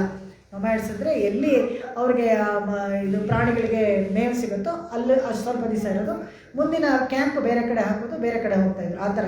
ಆದರೆ ಕೃಷ್ಣ ಬಂದಮೇಲೆ ಯಾವಾಗಲೂ ಹಚ್ಚ ಹಸಿರಾಗಿತ್ತಂತೆ, ತುಂಬ ಸಂತೋಷವಾಗಿ ಒಂದೇ ಕಡೆ ಇದ್ದರು ಅಲ್ಲಿ. ಅದಕ್ಕೋಸ್ಕರ ಶೀರ್ ಮಲ್ಲಮ್ಮ. ಇನ್ನೊಂದು ಏನಪ್ಪ ಶೀರ್ ಅಂತ ಹೇಳಿದ್ರೆ, ಕೃಷ್ಣ ಅವನೊಬ್ಬನೇ ಬರಲಿಲ್ಲ, ಬಲರಾಮನ ಜೊತೆಗೂ ಬರ್ತಾನೆ. ಅದು ಬಲರಾಮ ಕೃಷ್ಣ ಇಬ್ಬರು ಇದ್ದಿದ್ದರಿಂದ ಅಲ್ಲಿ ಬೃಂದಾವನದಲ್ಲಿ ಒಂದು ತುಂಬ ಐಶ್ವರ್ಯವಂತವಾಯಿತು. ಹಾಲು ಬೆಣ್ಣೆ ಲೆಕ್ಕವೇ ಇಲ್ಲವಂತೆ. ಹೇಗೆ ಅಂದರೆ ಎಣ್ಣೆ ಸುಣ್ಣಂ ಎದಿರ್ತು ವೀಳ, ಇವಾಗೆಲ್ಲ ಕೇಕ್ ಮೇಲೆ ಇರೋ ಕ್ರೀಮ್ ಎಲ್ಲ ಬಿಸಾಕೊಂಡು ನೀವು ಆಟ ಆಡ್ತೀರಲ್ಲ, ಆ ಥರ ಎಕ್ಸ್ಟ್ರಾ ಬೆಣ್ಣೆಗಳೆಲ್ಲ ಗಡಿಗೆ ಹೊರಗಡೆ ಇಟ್ಬಿಡೋರಂತೆ ಮಕ್ಕಳಿಗೆ. ಅದರಲ್ಲಿ ಆಟ ಆಡ್ಕೊಳ್ರು ಅಂತ ಒಬ್ರಿಗೊಬ್ರಿಗೆ ಎರಚ್ಕೊಂಡು ಆಟ ಆಡ್ತಾಯಿದ್ರು. ನಂದಿನಿ ಪ್ಯಾಕೆಟ್ ಚಿಕ್ಕದು ಇಷ್ಟೊಂದು ದುಡ್ಡು ಅಯ್ಯೋ ನಮಗಿರೋ ಶೀರ ಅಷ್ಟೇ, ಅಂದರೆ ಕಾಸ್ಟ್ಲಿ ಇಲ್ಲೆಲ್ಲ. ಅಲ್ಲಿ ಎಲ್ಲ ಸಮೃದ್ಧಿ ಅಷ್ಟೊಂದು. ಕೃಷ್ಣ ಬಂದಮೇಲೆ ಎಲ್ಲಿ ಗಳಿಗೆ ಎಲ್ಲಿಡೋದು ಅಂತೆ, ಅಷ್ಟೊಂದು ಎಲ್ಲನೂ ಸಮೃದ್ಧಿ ಅಂತೆ. ಹಾಲು ಒಳ್ಳಲ್ಲಿ ಪೆರು ಪಶುಗಳು ಎಲ್ಲ ಶತ್ರುಂಜಯ ಥರ ಇತ್ತಂತೆ ಹಸುಗಳೆಲ್ಲ. ಶತ್ರುಂಜಯ ಅಂದರೆ ರಾಮಾವತಾರದಲ್ಲಿ ಪಟ್ಟದ ಆನೆಗೆ ಶತ್ರುಂಜಯ ಅಂತ ಹೆಸರು. ಅಷ್ಟೆಷ್ಟು ಎತ್ತರಕ್ಕೆ. ಇವತ್ತು ನೀವು ಗುಜರಾತ್ನಲ್ಲಿ ಹೋದರೆ ನಾಟಿ ಹಸುಗಳು ನಿಮ್ಮಷ್ಟು ಎತ್ತರಕ್ಕೆ ಇರುತ್ತೆ. ಸಡನ್ನಾಗಿ ಅವತ್ತು ದ್ವಾರಕೆನಲ್ಲಿ ಹೋಗ್ತಾ ಇದ್ದಾಗ ಏನೋ ಹಿಂಗೆ ತಾಗ್ದಂಗಾಯ್ತು, ನೋಡಿದ್ರೆ ಇಷ್ಟೆತ್ತರ ಒಂದು ಹಸು. ಅಲ್ಲಿ ನಾಟಿ ಹಸುಗಳು ಅಷ್ಟು ಸೊಗಸು ನೋಡೋಕ್ಕೆ. ಆ ಥರ ದೊಡ್ಡದಾಗಿರೋವು ಅಷ್ಟೊಂದು. ವಾಂಗ ಕೂಡ ನೀರೇಕು ಒಳ್ಳಲ್ ಪೇರು ಪಶುಗಳು ಓಂಗಿ ಉಲಗಳಂತಲೇ ಬರುತ್ತೆ, ಅದನ್ನ ಹೇಳ್ತೀನಿ. ಅಷ್ಟು ಹಾಲು ಸಮೃದ್ಧಿಯಾಗಿತ್ತಂತೆ. ಅದು ಶೀರ್ಮಲ್ಲು ಆಯ್ಪಾಡಿ ಚಂದ್ರಸಿ ಸಾಕ್ಷಾತ್ ಪರಬ್ರಹ್ಮ ವಸ್ತು ಅವತಾರ ಮಾಡಿ ನಿಮ್ಮ ಮನೆಗೆ ಬಂದರೆ ಅದಕ್ಕಿಂತ ಐಶ್ವರ್ಯ ಇರಬೇಕು. ಅದು ಶೀರ್ ಅಂತ ಹೇಳೋದು. ಶೆಲ್ವ ಚಿರುಮೀರ್ಹಾಳ್, ಅಲ್ಲಿ ಶೀರ್ ಆದರೆ ಇವರು ಎಲ್ಲ ಶೆಲ್ವರೇ ಆಗ್ತಾರೆ. ಶೆಲ್ವ ಚಿರುಮೀರ್ಹಾಳ್. ಯಾಕೆ ಚಿರುಮೀರ್ಹಾಳ್ ಅಂತ ಹೇಳಿದ್ರೆ, ಕೃಷ್ಣನೂ ಚಿಕ್ಕವನು, ನಾವು ಮಾತ್ರ ವಯಸ್ಸಾಗ್ಬಿಟ್ರೆ ಹೇಗೆ, ನಾವು ಚಿರುಮೀರ್ಹಾಳ. ಅದನ್ನು ಹೇಳ್ತಾರೆ, ನೀನು ತುಂಬ ವಯಸ್ಸಾಗಿತ್ತು, ನೀನು ಈ ಗ್ರೂಪಲ್ಲಿ ಇರೋಕ್ಕಾಗಲ್ಲ ಅಂತ ಯಾರಾದರೂ ಕಳಿಸ್ಬಿಟ್ರೆ, ಇಲ್ಲ, ಕೃಷ್ಣನೂ ಚಿಕ್ಕವನು, ನಾವು ಚಿಕ್ಕವನು, ಪ್ರಹ್ಲಾದನೂ ಚಿಕ್ಕವನು, ಆಂಡಾಳು ಚಿಕ್ಕವಳು. ಅದಕ್ಕೆ ಅವ್ರ ಬಾಯಲ್ಲಿ ನಚಿಕೇತನೂ ಚಿಕ್ಕವನು. ಅದಕ್ಕೆ ನಮಗೆಲ್ಲ ಎಂತೆಂಥ ವಿಷಯಗಳನ್ನು ಯಮನ ಹತ್ರ ಸಂವಾದ ಮಾಡಿ ತಂದುಕೊಟ್ಟಿದ್ದು ಯಾರು? ನಚಿಕೇತ. ಸಣ್ಣ ಮಗು, ಗೌತಮ ಮಹರ್ಷಿ ಮಗು, ಅವರು ಯಾಗ ಮಾಡ್ತಾಯಿದ್ರು. ಯಾಗ ಮಾಡ್ತಾ ಇದ್ದಾಗ ಬಡಕಲ ಹಸುವನ್ನು ದಾನವಾಗಿ ಕೊಟ್ಟರಂತೆ. ಆ ಸಣ್ಣ ಮಗು ಆಗಿದ್ದರೆ ಕೂಡ ದಾನ ಧರ್ಮ ಹೇಗೆ ಮಾಡಬೇಕು ಅನ್ನೋದು ಧಾರ್ಮಿಕ ವಿಚಾರಗಳನ್ನು ಚೆನ್ನಾಗಿ ತಿಳ್ಕೊಂಡಿತ್ತು ಆ ಮಗು. ನಚಿಕೇತ ಹೇಳ್ತಾನೆ, ಅಪ್ಪ ಅಪ್ಪ ಅಂತ ಪಂಚರ ಹೇಳ್ತಾ ಇರ್ತಾರೆ. ಏನೋ ಸ್ವಲ್ಪ ಸುಮ್ಮನೆ ಇರೋ ಅಂತ ಹೇಳಿ, ಅಪ್ಪ ಅಪ್ಪ ಏನು ಅಂದರೆ ಈ ಥರ ಬಡಕಲ್ ಹಸುವನ್ನೆಲ್ಲ ದಾನ ಕೊಡ್ತಿಲ್ಲ, ನಿಂಗೆ ಪಾಪ ಬರಲ್ವಾ ಅಂತ. ನೀ ಸುಮ್ಮನೆ ಇರುತ್ತೆ, ಹೋಗುವ ಕಡೆ ಬಿಡೋದೇ ಇಲ್ಲ, ಕೇಳೋದೇ ಇಲ್ಲ. ಯಾಕಂದರೆ ಅವ್ರ ತಂದೆಗೆ ಅಷ್ಟೇನು ಅನುಕೂಲ ಇರಲ್ಲ ಪಾಪ, ಯಾವುದೋ ಸಿಗುತ್ತೆ ಆ ಹಸುನ ದಾನ ಕೊಡ್ತಾ ಇರ್ತಾರೆ. ಅವಾಗ ನಚಿಕೇತ ಬಂದು ಕೇಳ್ತಾನೆ, ಅಪ್ಪ ನನ್ನ ಯಾರು ಕೊಡ್ತೀಯಾ ಅಂತ. ಈಗ ತುಂಬ ಕೋಪ ಅಂದರೆ ನಿನ್ನ ಯಮನ ಕೊಟ್ಟಿದ್ದೀನಿ ಹೋಗು ಅಂತಿರ್ತಾನೆ. ಹೇಗೆ ಅವ್ರ ಮಾತು ಹೇಗೆ ಫಲಿಸುತ್ತೆ ಅಂತ ಹೇಳಿದ್ರೆ, ತಕ್ಷಣ ಸಶರೀರವಾಗಿ ನಚಿಕೇತ ಯಮಲೋಕಕ್ಕೆ ಹೋಗ್ತಾನೆ. ಯಾರೂ ಹೋಗೋಕ್ಕಾಗಲ್ಲ, ಸಶರೀರವಾಗಿ ಯಮಲೋಕಕ್ಕೆಲ್ಲ ಹೋಗೋಕ್ಕಾಗಲ್ಲ. ಯಾಕಂದರೆ ಪಂಚಭೂತಗಳಿಂದ ಆದ ಈ ಶರೀರ ಇಲ್ಲೇ ಪಂಚತ್ವ ಹೊಂದಬೇಕು. ಗಾಳಿ, ನೀರು, ಬೆಳಕು, ಆಕಾಶ ತತ್ವದಿಂದ ಎಲ್ಲ ಆಗಿದೆಯಲ್ಲ, ಆಯಾ ತತ್ವಕ್ಕೆ ಹೋಗ್ಬಿಟ್ಮೇಲೆ ಬರೀ ಆತ್ಮನೇ ಹೋಗೋದು. ಅಲ್ಲಿ ಆತ್ಮ ಹೋಗಿ ಅಲ್ಲಿ ಒಂದು ಅದಕ್ಕೊಂದು ಬೇರೆ ಶರೀರ ಸಿಗುತ್ತೆ. ಸ್ವರ್ಗದಲ್ಲಿ ಒಂದಕ್ಕೆ ಒಳ್ಳೆ ಭೋಗಗಳನ್ನು ಅನುಭವಿಸೋಕ್ಕೆ ಒಂದು ಶರೀರ, ನರಕದಲ್ಲಿ ನೋವನ್ನು ಅನುಭವಿಸೋಕ್ಕೆ ಒಂದು ಶರೀರ ಸಿಗುತ್ತೆ. ಆ ನೋವುಗಳೆಲ್ಲ ಕೊಡ್ತಾರೆ, ಆ ಥರ ಸಿಗುತ್ತೆ. ಆ ಥರದಲ್ಲಿ ಇರೋನು ನಚಿಕೇತ ಸಶರೀರವಾಗಿ ಹೋಗ್ತಾನೆ. ಹೋದಾಗ ಅಲ್ಲಿ ಯಮಲೋಕದಲ್ಲಿ ಯಮ ಇರೋದಿಲ್ಲ, ಅವ್ರ ಹೆಂಡತಿ ಮಾತ್ರ ಇರ್ತಾಳೆ. ಎಲ್ಲಿ ಅಂತ ಕೇಳಿದ್ರೆ, ಯಮ ಅವ್ರ ಅಮ್ಮನ ನೋಡೋಕ್ಕೆ ಹೋಗಿದ್ದಾರೆ ಅಂತ ತಮಾಷೆ ಕೇಳೋರು ಇವರು. ತಿರುಕುಡುತ್ತ ಎಷ್ಟೇ ವಾಡಿಕೆಯ ಅಪ್ಪಡಿದಾನೆ ಮಾಮಿಯಾರ ಪಾತ್ರಕ್ಕೆಲ್ಲ ಮಾಡಿಕೊಂಡು ಹೋಗ್ಮಾಟಾಳೆ, ನೀವು ಬೇಕಾದ್ರೆ ನಿಮ್ಮ ಅಮ್ಮನ ನೋಡ್ಕೊಂಡು ಬನ್ನಿ ಅಂತ ಕಳಿಸ್ಬಿಡ್ಲಂತೆ ಯಮನ್ನ. ಅದಕ್ಕೆ ಯಮ ಅವ್ರ ಅಮ್ಮನ ನೋಡೋಕ್ಕೆ ಹೋಗಿದ್ದಂತೆ. ಅವರ ಇವಳು ಅಲ್ಲೇ ಇದ್ದಂತೆ. ಯಾವಾಗ ಬರ್ತಾರೆ ಅಂದರೆ ಗೊತ್ತಿಲ್ಲ. ಅಂದರೆ 3 ದಿವಸ ಅಲ್ಲೇ ಕಾಯ್ತಾ ಇರ್ತಾನೆ ಬಾಗಿಲಲ್ಲಿ. ಯಮ ವಾಪಸ್ ಬಂದು ನೋಡ್ತಾನೆ, ಒಂದು ಬ್ರಾಹ್ಮಣ ಶಿಶು ಮನೆ ಬಾಗಿಲಲ್ಲಿ 3 ದಿವಸ ಕಾಯ್ತಾ ಇದೆ. ಇದಕ್ಕೆ ಅನ್ನ ಆಹಾರ ನೀರು ಕೊಟ್ಟಿಲ್ಲ, ಎಂಥ ಪಾಪ ನನಗೆ ಬಂದು ಸೇರ್ಬಿಡುತ್ತೆ ಅಂತ ತಕ್ಷಣ ಹೇಳ್ತಾನೆ, ಅಯ್ಯೋ ಮಗು ನೀನು ಯಾಕೆ ಇಲ್ಲಿ ಬಂದೆ ಅಂತ. ನಮ್ಮಪ್ಪ ನಿನಗೆ ಕೊಟ್ಟಿದ್ದಾರೆ, ನಾನು ನಿನ್ನ ಸೇರಿದ್ದೀನಿ, ಬಂದ್ಬಿಟ್ಟೆ. ಹೇಗೆ ಬಂದೆ ನೀನು ಶರೀರವಾಗಿದ್ದು? ಕೊಟ್ಟರು ಬಂದೆ ಅಂತ ಹೇಳ್ತಾನೆ ಅಷ್ಟೇ. ಅಂದರೆ ಆ ವೈತರಣಿ ನದಿ ಎಲ್ಲ ರಕ್ತ ಮಾಂಸದಿಂದ ಹರಿತಾ ಇರುತ್ತಂತೆ. ವೈತರಣಿ ನದಿ, ವಿರಜಾ ನದಿ ಅಷ್ಟು ಕ್ರಿಸ್ಟಲ್ ಕ್ಲಿಯರ್ ವೈಕುಂಠದಲ್ಲಿ. ನಮ್ಮನ್ನು ಹದ್ದಿದ ತಕ್ಷಣ ನಮಗೆ ಹಾಗೆ ಚತುರ್ಭುಜ ಆವಿರ್ಭಾವ ಆಗುತ್ತೆ, ವಿಷ್ಣು ತತ್ವ ನಮಗೆ ಗೊತ್ತಾಗುತ್ತೆ. ಪ್ರತಿಯೊಬ್ಬರು ಭಗವಂತ ಹೇಗಿರ್ತಾನೋ ಅದೇ ಥರ ಶರೀರ ಬರುತ್ತೆ. ಆದರೆ ಈ ವೈತರಣಿ ನದಿ ಅದನ್ನು ದಾಟ್ಕೊಂಡು ಬರ್ತಾನೆ ಇವನು. ಅದನ್ನೆಲ್ಲ ಹೇಗೆ ದಾಟ್ತಾನೆ ಬಂದೆ ನಾನು ಯೋಗ ಶಕ್ತಿ ಬಂದೆ ಅಂತ. ಹಾಗೆ ಆ ನಚಿಕೇತ ಅವನು ಕಠೋ ಉಪನಿಷತ್ತು ಇವನ ಹತ್ರ ಪೂರ್ತಿ ಕೇಳ್ಕೊಳ್ತಾನೆ ಯಮನ ಹತ್ರ. ಅದೆಲ್ಲ ಒಂದು ಕಡೆ ಇರಲಿ. ಹೇಗೆ ಅಂದರೆ ಸಣ್ಣ ಮಕ್ಕಳಾದರೆ ಕೂಡ ಅವ್ರು ಎಷ್ಟು ದೊಡ್ಡ ವಿಷಯವನ್ನು ಮಾಡ್ತಾರೆ, ಆಯರ್ ಶಿರುಮಿಯರು. ಅದಕ್ಕೆ ಇಲ್ಲಿ ಹೇಳ್ತಾರೆ ಚೆಲ್ವನ್ ಚಿರುಮಿಯರ್ ಹಾಡು. ನಿಮ್ಮನ್ನೆಲ್ಲ ನಾವು ಚಿಕ್ಕವರು ಅಂತ ಕಡೆಗಣಿಸೋಕ್ಕಾಗಲ್ಲ. ನೀವೆಲ್ಲ ದೇವರು ಒಂದು ದೊಡ್ಡ ತತ್ವ ಅಂತ ಅಂದ್ಕೊಂಡು ಬಂದಿದ್ದೀರಲ್ಲ, ಖಂಡಿತವಾಗ್ಲೂ ನೀವೆಲ್ಲ ದೊಡ್ಡವರೇ. ಆ ಥರ ಯಾವಾಗ ನಿಮಗೆ ಗೊತ್ತಾಯಿತು ದೇವರು ಬೇಕು ಅಂತ ಅನಿಸುತ್ತೋ ಅದೇ ಒಂದು ಶೆಲ್ವ. ಭಗವಂತನ ಬಗ್ಗೆ ಒಂದು ಒಳ್ಳೆ ಅಭಿಪ್ರಾಯ ನಿಮಗೆ ಬಂತಲ್ಲ, ಅದೇ ಒಂದು ಐಶ್ವರ್ಯ. ಅದಕ್ಕೆ ಶೆಲ್ವ ಚಿರುಮೀರ್ ಹಾಡು ಅಂತ ಹೇಳ್ತಾರೆ. ಯಾರು ಈ ಥರ ಶೆಲ್ವ ಚಿರುಮೀರ್ ಅಂದರೆ ಶೆಲ್ವ ವಿಭೀಷಣರ್ಗೆ ಅಂತ ಹೇಳ್ತಾರೆ ಆಳ್ವಾರ್ಗಳು. ಶೆಲ್ವ ವಿಭೀಷಣ ಹೇಗಾದ ಅವರು ಇವನು ಚೆಲ್ವ ಬಲದೇವ, ಬಲದೇವನಿಗೂ ಚೆಲ್ವ ಬಲದೇವ ಅಂತಾರೆ. ಯಾಕಂದರೆ ಶಂಕಣ್ ಕಯಲಡಿ ಚೆಲ್ವ ಬಲದೇವ ಇಲ್ಲೂಷಣೆ ಶಂಕಣ್ ಕಯಲಡಿ. ಇವನು ದೇವಕಿಯ ಗರ್ಭದಲ್ಲಿ ಹೊಟ್ಟೆ ಕಾಲಿಟ್ಟಾದಮೇಲೆ ಅವಳು ದೇವಕಿಗೆ ಬೇರೆ ಯಾವ ಮಕ್ಕಳು ಸಾಯಲಿಲ್ಲ. ಇದರಲ್ಲೇ ಬರುತ್ತೆ, ಈ ಮುಂದಿನ ಹಾಡುಗಳಲ್ಲಿ ಬರುತ್ತೆ. ಅವಾಗ ಅಲ್ಲಿ ಶೆಲ್ವ, ಅವನು ಶೀರವನು, ಅವನಿಗೆ ಶೆಲ್ವ ಅಂತ ಹೇಳ್ತಾರೆ. ಅದೇ ಥರ ವಿಭೀಷಣನಿಗೆ ಯಾವುದು ಶೆಲ್ವ ಅಂತ ಹೇಳಿದ್ರೆ ಇದ್ದಿದ್ದು ತ್ಯಕ್ವಾ ಮಯಾಮ್ ಲಂಕಾ, ನಾನು ಲಂಕಾನನ್ನೆಲ್ಲ ತ್ಯಾಗ ಮಾಡಿಬಿಟ್ಟು ಬಂದೆ. ನನ್ನ ಮನೆ ಮಕ್ಕಳು ಮತ್ತು ನನ್ನ ಅಣ್ಣ, ನನ್ನ ರಾಜ್ಯ, ನನ್ನ ಅರಮನೆ ಎಲ್ಲವನ್ನ ಬಿಟ್ಬಿಟ್ಟು ಬಂದೆ ಅಂದರೆ ಅವನು ದರಿದ್ರನಾಗಿರ್ಬೇಕಲ್ವ. ಆದರೆ ಅವನು ಬಂದಿದ್ದು ಭಗವಂತನ ಕೈಂಕರ್ಯ ಮಾಡೋಕ್ಕೆ. ಅವನು ಶ್ರೀಮಾನ್, ಅಂತರ್ಗತ ಶ್ರೀಮಾನ್ ಅಂತ ಪದ ಹಾಕ್ತಾರೆ ಅಲ್ಲಿ ರಾಮಾಯಣದಲ್ಲಿ. ಅವನು ಹೇಗೆ ಶ್ರೀಮಾನ್ ಆದ ಅಂತ ಹೇಳಿದ್ರೆ ಭಗವಂತನ ಕೈಂಕರ್ಯವನ್ನು ಅರಸಿ ಬಂದ, ಅಲ್ಲೇ ಅವನಿಗೆ ಐಶ್ವರ್ಯ ಬಂತು. ಲಕ್ಷ್ಮಣ ಲಕ್ಷ್ಮೀ ಸಂಪನ್ನ ಅಂತಾರೆ. ರಾಮ ಕಾಡಿಗೆ ಹೋದ ಅಂದರೆ ಇವನು ವಲ್ಕಲ ಧರಿಸ್ಕೊಂಡ್ಬಿಟ್ಟು ರಾಮನಿಗಿಂತ ಮುಂಚೆ ರೆಡಿ ಆಗ್ಬಿಡ್ತಾರೆ. ಮಕ್ಕಳೆಲ್ಲ ಅವಾಗ ಹಾಗೆ ಶಾಪಿಂಗ್ ನಾವು ಹೋಗ್ತೀವಿ ಅಂತ ಮುಂಚೆ ನಮ್ಮ ಚಪ್ಪಲಿ ಅವ್ರ ಚಪ್ಪಲಿ ಎಲ್ಲ ಬಾಗಿಲು ಇರ್ತದಲ್ಲ. ಲಕ್ಷ್ಮಣ ಹಾಗೆ ರಾಮ ಕಾಡಿಗೆ ಹೋಗ್ತೀನಿ ಅಂದರೆ ತಾನು ಮೊದಲು ಕಾಡಿನ ವೇಷ, ವಲ್ಕಲ ಅಂದರೆ ಮರದ ತೊಗಟೆನಲ್ಲಿ ಮಾಡಿರೋ ಡ್ರೆಸ್ಸು ಅದನ್ನು ಕೊಡ್ತಾಳೆ ಕೈಕೇಯಿ. ಅದನ್ನೇ ಪ್ರಿಸ್ಕ್ರಿಪ್ಷನ್, ಇದೇನೇ ಹಾಕೋಬೇಕು ನೀವು ಅಂತ. ಸೊ ಅದನ್ನು ಲಕ್ಷ್ಮಣನು ಅದನ್ನೇ ಹಾಕೊಂಡು ಹೊರಟ್ಬಿಡ್ತಾನೆ. ಅವನು ಹೋಗಿದ್ದು ಯಾಕಂದರೆ ಲಕ್ಷ್ಮಣ ಲಕ್ಷ್ಮೀ ಸಂಪನ್ನ ಅಂತ ಹೇಳ್ತಾರೆ. ಯಾಕೆ ಅಂತ ಹೇಳಿದ್ರೆ ಭಗವಂತನಿಗೆ ಕೈಂಕರ್ಯ ಮಾಡೋ ಅದೃಷ್ಟ ಯೋಗ ಅವನಿಗೆ ಸಿಕ್ತು, ಅದು ಶೀರ್. ಅದಕ್ಕೆ ಚೆಲ್ವ ಚಿರುಮೀರ್ ಹಾಳ್ ಯಾರಪ್ಪ ಅಂತ ಹೇಳಿದ್ರೆ ಕೂರ್ಮೇಲ್. ಇನ್ನೊಂದು 2 ನಿಮಿಷ ಈ ಭಾಷಣ ಮುಗಿಸ್ಬಿಡ್ತೀನಿ, ಇಲ್ಲದ್ರೆ ಅಲ್ಲೇ ಲಂಗರ್ ಹಾಕೊಂಡು ಕೂತ್ಕೊಂಡ್ಬಿಡ್ತೀವಿ. ಕೂರ್ವೇಲ್ ಕೊಡಂದೊಳಿಲನ್ ನಂದಗೋಪನ್ ಕುಮರನ್. ಕೂರ್ವೇಲ್ ಅಂತ ಹೇಳಿದ್ರೆ ಒಂದು ವೇಲ ಇದೆ ಚೂಪು, ಅದನ್ನು ಅವಾಗವಾಗ ಶಾರ್ಪ್ ಬೇರೆ ಮಾಡ್ತಾ ಇದ್ದಂತೆ. ಮಕ್ಕಳು ಹೋಮ್ವರ್ಕ್ ಕೊಟ್ಬಿಟ್ರೆ ಪೆನ್ಸಿಲ್ ಜೀವಿ ಹೋಮ್ವರ್ಕ್ ಮಾಡ್ತಾರೋ ಇಲ್ವೋ, ಜೀವಿತಾ ಇರ್ತಾರಲ್ವ, ಅದೇ ಥರ ನಂದಗೋಪ ವೇಲನ್ನು ಹಾಗೆ ಚೂಪಾಗಿ ಇಟ್ಕೊಳ್ತೀನಿ. ಯಾಕೆಂದರೆ ಯಾವ ವೇಷದಲ್ಲಿ ಯಾವ ರಾಕ್ಷಸಿ ಬರ್ತಾರೆ ಅಂತ ಗೊತ್ತಿಲ್ಲ, ಒಂದು ಇರುವೆ ಥರನೂ ಬಂದ್ಬಿಡ್ಬೋದು ಅಂತ ಮಗುನ ತೊಟ್ಲತ್ರನೇ ಹಾಗೇ ಕಾಯ್ತಕ್ಕೋದಂತೆ. ಕೂರ್ವೇಲ್ ಕೊಡಂತೊಳಿಲನ್, ಅವನು ಕೊಡಂತೊಳಿಲನ್ ಆಗಿರಲಿಲ್ಲ ಮುಂಚೆ. ಆದರೆ ಯಾವಾಗ ಈ ಬೇರೆ ಬೇರೆ ಥರ ರಾಕ್ಷಸರೆಲ್ಲ ಬಂದರೋ ಅವಾಗ ಈ ಮಗುಗೋಸ್ಕರ ಅವನು ಕ್ರೂರಿ ಆಗ್ಬಿಟ್ನಂತೆ. ಒಂದು ಇರುವೆನೂ ಸಾಯಿಸೋ ಥರ ಕ್ರೂರಿ ಆಗ್ಬಿಟ್ನಂತೆ. ಇಲ್ಲದೆ ಹೋದರೆ ಯಾವುದೇ ಒಂದು ಇರುವೆನೇ ಒಂದು ಹುಳ ಬಂದರೆ ಕೂಡ ಅದನ್ನು ತೊಗೊಂಡೋಗಿ ಅದರ ಸ್ಥಾನದಲ್ಲೇ ಬಿಡಬೇಕು ಅಂತ ಹಿರಿಯ ನಂಬಿಗಳು ಒಂದ್ಸತಿ ಪ್ರಸಾದ ತೊಗೊಂಡ್ಬರ್ತಾರೆ ತಿರುಪತಿಯಿಂದ ಕೆಳಗಡೆ. ಯಾಕೆಂದರೆ ಅವಾಗೆಲ್ಲ ಹೋಟ್ಲು ಅಂತ ಏನಿಲ್ಲ, ಯಾವುದನ್ನು ತಿನ್ಬಿಡೋದು ಅಂತಲೂ ಏನಿಲ್ಲ, ಭಗವಂತನಿಗೆ ನಿವೇದನ ಆಗಿರೋದನ್ನೇ ತಿನ್ನಬೇಕು ಅಂತ. ಆವಾಗ ತೊಗೊಂಡು ಬರೋವಾಗ ಏನು ಮಾಡ್ತಾರೆ, ಪೊಟ್ಲ ತೆಗೆದಿದ ತಕ್ಷಣ ಮೇಲಿನ ತಿರುಪತಿಯಿಂದ ಕೆಳಗಡೆ ತರಬಂದಾಗ ರಾಮಾಜುರ್ಗೆ ಇರುವೆಗಳಿರತ್ತಂತೆ. ಅಯ್ಯೋ, ಈ ಇರುವೆಗಳೆಲ್ಲ ತಿರುಮಲ ಸಂಬಂಧ ಕಳೆದು ಬಿಡ್ತಲ್ಲ, ದಯವಿಟ್ಟು ಇದನ್ನೆಲ್ಲ ತೊಗೊಂಡೋಗಿ ಅಲ್ಲೇ ಬಿಟ್ಬಿಡಿ ಅಂತಾರೆ. ಅಂದರೆ ಎಂಥ ಕರುಣೆ ನೋಡಿ. ಅದನ್ನು ಹಾಗೆ ಆ ಇರುವೆ ಸಮೇತ ಕಟ್ಕೊಂಡು ಹೋಗಿ ಮತ್ತೆ ತಿರುಮಲಲ್ಲೇ ಬಿಡ್ತಾರಂತೆ. ಯಾಕಂದರೆ ಊನೇರು ಶೆಲ್ವತ್ತು ಉಡನ್ ಪಿರವಿಯಾನ್ ಮೇಂಡೆ ನಾರೇನು ಶೆಲ್ವೆಂಡ್ರಾನ್ ಅಂತ ಹೇಳ್ಬಿಟ್ಟು ಕುಲಶೇಖರಗಳು ಊನೇರು ಶೆಲ್ವತ್ತು ದಶಕದಲ್ಲಿ ಹೇಳ್ತಾರೆ. ಏನಾಗಿರಬೇಕು ತಿರುಪತಿ ಬೆಟ್ಟದಲ್ಲಿ, ಏನಾದರೂ ಆಗಿದ್ರು ಕೂಡ ಒಂದು ವಿಶೇಷ ಅಂತ. ಆ ಥರ ಪಾಪ ಅದರ ಪಾಠಕ್ಕೆ ಅದು ತಿರುಪತಿ ಬೆಟ್ಟದಲ್ಲಿತ್ತು, ಅದು ಇಲ್ಲಿ ಬಂದ್ಬಿಡ್ತಲ್ಲ ಅಂತ.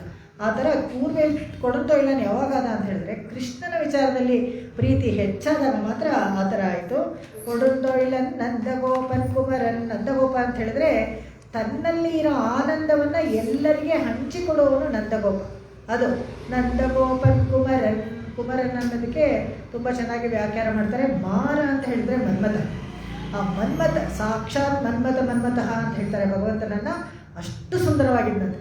ಯಾರಾದರೂ ಕೃಷ್ಣನನ್ನು ಒಂದ್ಸತಿ ನೋಡಿದ್ರೆ ಇನ್ನೊಂದು ಸತಿ ನೋಡದೇ ಇರ್ತಾ ಇರಲಿಲ್ವಂತೆ. ಹಾಗೆ ಅದು ಸರದಿಯಾಗಿ ಒಬ್ಬೊಬ್ಬರೇ ಮಗುನ ಮೂರೇ ಕುರಂಗಿಡ ಇರುತ್ತೆ. ಪೆರಿಯಾಳ್ವಾರು ಹೇಳ್ತಾರೆ ಲೈನ್ ದೊಡ್ಡ ಕ್ಯೂ ಅಂತೆ. ಮಗು ಹಾಲು ಕುಡಿದಿದ ಮೇಲೆ ನಂದಗೋಕುಲದಲ್ಲಿ ಒಂದು ದೊಡ್ಡ ಕ್ಯೂ. ಇವಾಗ ಒಬ್ಬೊಬ್ಬರೇ ಒಂದು ನಿಮಿಷ ಅಷ್ಟೇ ತೊಗೋಬೇಕು, ಕೃಷ್ಣನ ಕೈಯಲ್ಲಿ ಹಿಡ್ಕೋಬೇಕು, ಕೊಟ್ಬಿಡ್ಬೇಕು. ಅಂದರೆ ಲೈಟ್ ಪರ್ಪಲ್ ಕಲರ್ ಮಗು ಅದುವರೆಗೂ ಯಾರೂ ನೋಡೇ ಇರಲಿಲ್ಲ. ಇಲ್ಲ ಬೆಳ್ಳಗಿರ್ತಿತ್ತು, ಇಲ್ಲದ್ರೆ ಕರ್ರಿಗಿರ್ತಾ ಇತ್ತು. ಈ ಕಲರ್ ಎಲ್ಲೂ ನೋಡಿಲ್ವಲ್ಲ ನಾವು. ಅದು ಯಶೋದೆ ಬೆಳ್ಳಗೆ ತುಂಬ ಚೆನ್ನಾಗಿರೋಳು. ಅವಳಿಗೇನು ಈ ಥರ ಹೆಂಗೆ ಬಿಟ್ಟು ಅಂತ ಒಂಥರ ವಿಚಿತ್ರವಾದ ಬೇರೆ ಕಲರು, ನೋಡೋಕ್ಕೆ ಅಷ್ಟೇ ಚೆನ್ನಾಗಿತ್ತಂತೆ. ಹಾಗೆ ನೋಡಿದ್ರೆ ಸ್ಮೈಲ್ ಮಾಡೋದು, ಯಾರನ್ನು ನೋಡಿದ್ರು ನಗೋದು. ಅದಕ್ಕೆ ಅದನ್ನು ತಗೊಳ್ಳೋದು. ಆ ಥರ ಆ ಮಗುನ ನಂದಗೋಪನ್ ಕುಮಾರನ್ ಮಾರನ್ಗೆ ಕುಂಚಿತ ಇತಿ ಮಾರ, ಅದು ಕುಮಾರ ಅಂತ ಹೇಳಿದೆ. ಕುಂಚಿತ ಇತಿ ನನ್ಮತನಿಗೆ ಸಂಕೋಚ ಆಗೋ ಥರ ಒಂದು ಅವನಿಗೆ ಸೌಂದರ್ಯ ಭಗವಂತನಿಗೆ. ನಂದಗೋಪನ್ ಕುಮರನ್ ಏನೋ ಅಂತ ಕನ್ನಿ ಯಶೋದೈ. ಇದಕ್ಕೆ ಏನಾಯಿತು, ಈ ಯಶೋದೆಗೆ ಕಣ್ಣು ದೊಡ್ಡದಾಗ್ಬಿಟ್ಟಿರುತ್ತೆ, ಬಟ್ಲು ಕಣ್ಣು ಅಂತ ಹೇಳ್ತಾರಲ್ಲ ಆ ಥರ ಚೆನ್ನಾಗಿರ್ಬೇಕು. ಪುಟ್ಟದಾಗಿದ್ದರೆ ಚೈನೀಸೋ ಇನ್ಯಾವ ಹೇಳ್ಬಿಡ್ತೀವಿ, ಜಾಪನೀಸೋ. ಮೂಗ್ತಟ್ಟೆ ಇದ್ದರೆ ಜಾಪನೀಸು, ಕಣ್ಣು ಚಿಕ್ಕದಾಗಿದ್ದರೆ ಚೈನೀಸು, ಇದೆಲ್ಲ ನಾವು ಹೇಳ್ತೀವಲ್ಲ, ಆಯಾ ಪ್ರದೇಶಕ್ಕೆ ಪ್ರಕಾರ ಇದೆ. ಅಂದರೆ ಏನೋ ಅಂತ ಕಣ್ಣು ಯಶೋದೆ. ಯಾಕೆ ಇವಳು ಕಣ್ಣು ದೊಡ್ಡದಾಯಿತು ಅಂದರೆ ಭಗವಂತನನ್ನು ನೋಡ್ತಾ ನೋಡ್ತಾ ಆ ಕಣ್ಣು ಸಾಲಂತೆ ದೊಡ್ಡದಾಗಿ ಮಾಡ್ಕೊಂಡು ನೋಡ್ತಾ ಇದ್ದಂತೆ. ಒಂದು ಆ ಚೇಷ್ಟೆ ಮಾಡೋ ಮಗುಗೆ ನಮಗೆ ಆ ಸ್ಕ್ರೀನ್ ದೊಡ್ಡದಾಗಿರಬೇಕು, ಎಲ್ಲ ಕಾಣಿಸ್ಬೇಕು, ಯಾವ ಕಡೆ ಹೋಗಿ ಏನು ಚೇಷ್ಟೆ ಮಾಡ್ತಾನೆ ಆ ದೊಡ್ಡದು ಮಾಡ್ಕೊಂಡು ನೋಡಿ ನೋಡಿ ನೋಡಿ ಕಣ್ಣು ದೊಡ್ಡದಾಗಬೇಕು. ಏನ ಅಂತ ಕಣ್ಣಿ ಯಶೋದೆ ಇಳಂ ಶಿಂಗಂ. ಆ ಕಣ್ಣು ಅಷ್ಟು ಸುಂದರವಾಗಿತ್ತಂತೆ, ಯಾಕಂದರೆ ಸದಾ ಭಗವಂತನ ನೋಡ್ತಾ ಇದ್ದಿದ್ದು ಕಣ್ಣು.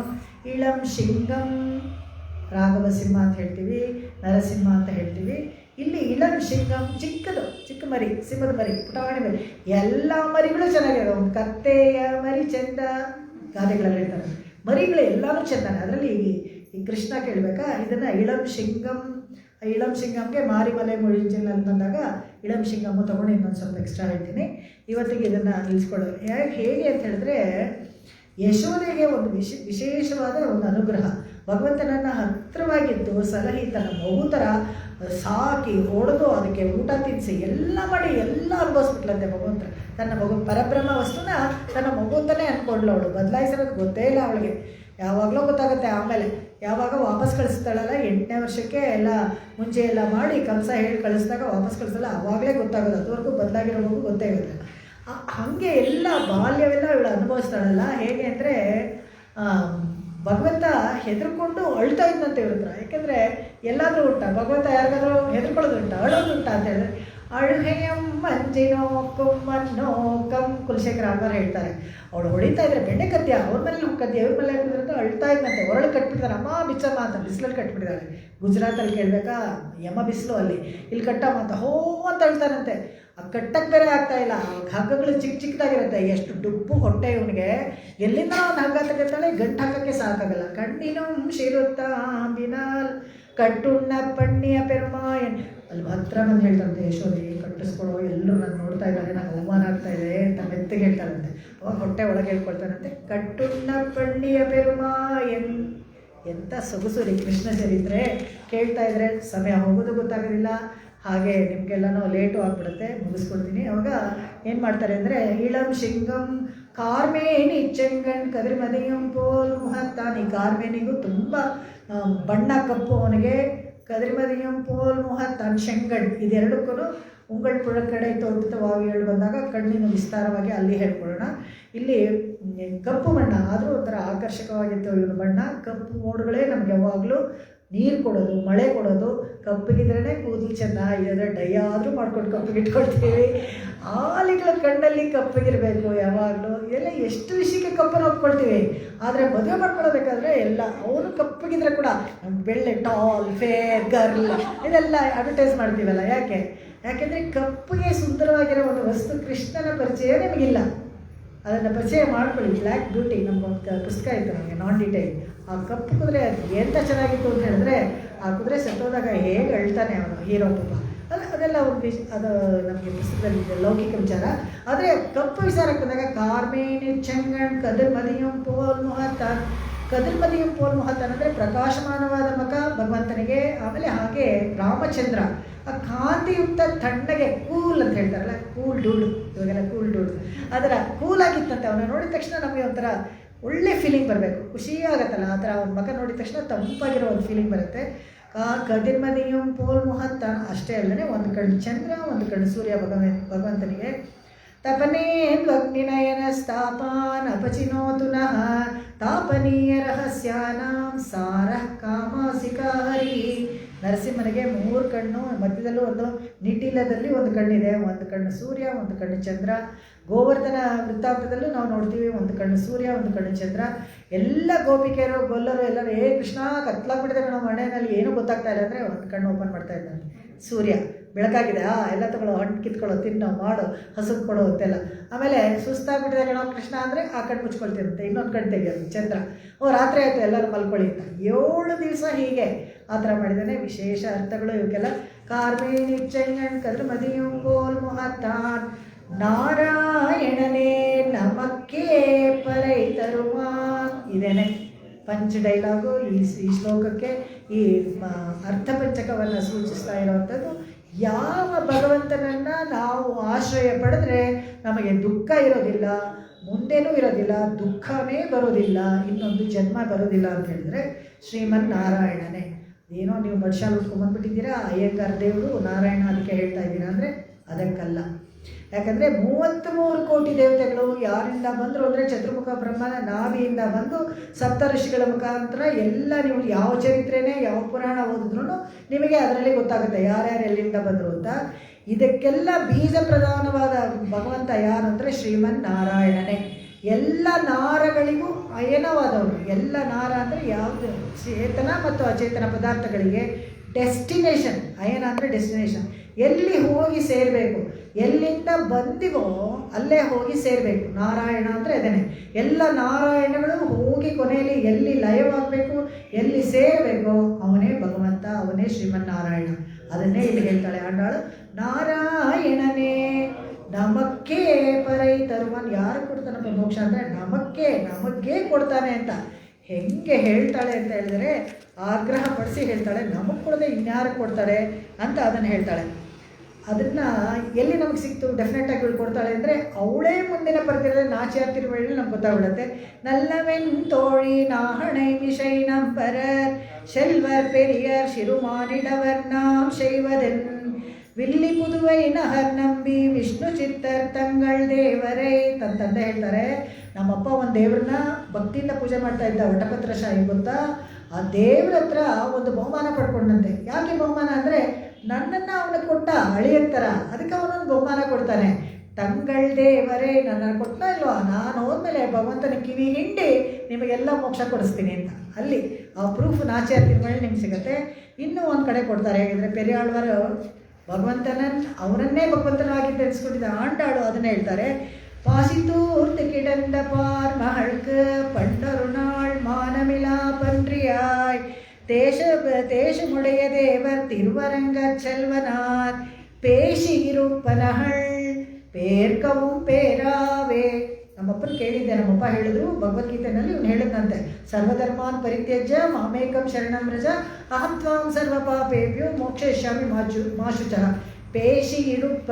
ನನ್ನ ಹತ್ರ ಹೇಳಿದ್ದಾರೆ ಕಿವಿ ಮಾತು ನಮ್ಮಪ್ಪ, ಈ ಭಗವಂತ ಎಲ್ಲರಿಗೂ ಮೋಕ್ಷ ಕೊಡ್ತಾನೆ, ಅದೇಗೆ ಕೊಡದೇ ಇರೋಕ್ಕಾಗತ್ತೆ, ನಾನು ನೋಡ್ಕೊಳ್ತೀನಿ ಅಂತ ಹೇಳ್ತಾಳೆ.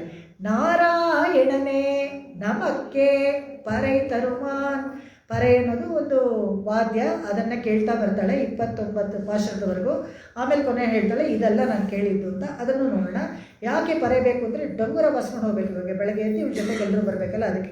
ಪರೆ ತರುವಾನ್ ಪಾರೋರ್ ಪುಹಳ ಪಡಿಂಡೇಲೋರ್ ಎಂಬಾವಾಯ್.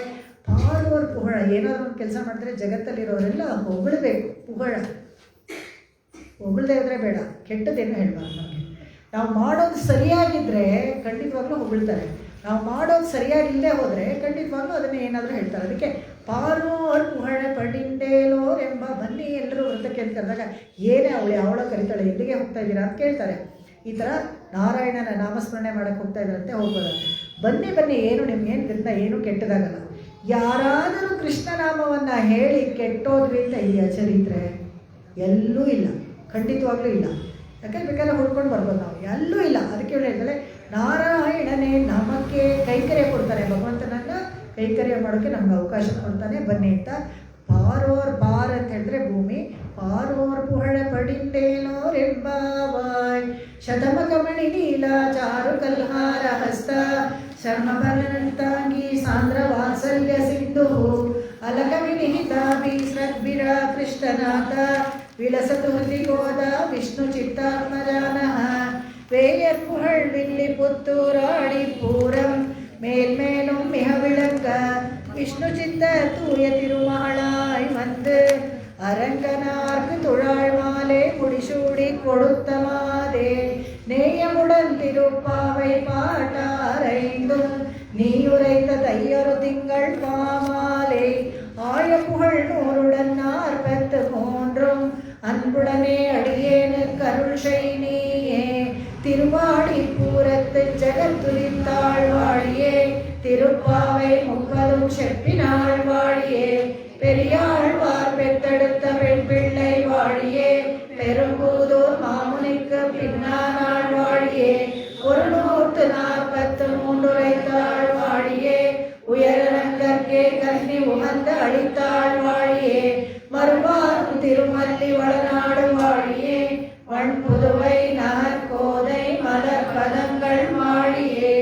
கோதை பிறந்த ஊர் கோவிந்தன் வாழுமோர், ஜோதிமணி மாடம் தோன்றுமோர், நீதியால் நல்ல பக்தர் வாழுமோர், நான் மறைகள் ஓதுமோர், விஷ்ணு வில்லி புத்தூர் போனோர். பாதகங்கள் தீர்க்கும் பரமனடி காட்டும், வேதமனைத்துக்கும் வித்தாகும், போதி தமிழ் ஐயைந்தும் அறியாத மானிடரை வையம் சுமப்பது வம்பு. ஆண்டாள் திருவடிகளே சரணம், எம்பெருமானார் திருவடிகளே ಶರಣಂ, ದೇಶಿಕರ್ ತಿರುವಡಿಗಳೇ ಶರಣಂ. ಎಲ್ಲರಿಗೂ ಧನ್ಯವಾದಗಳು. ಇಷ್ಟು ಸಮಯ ಸ್ವಲ್ಪ ಹೆಚ್ಚಾಗಿದೆ.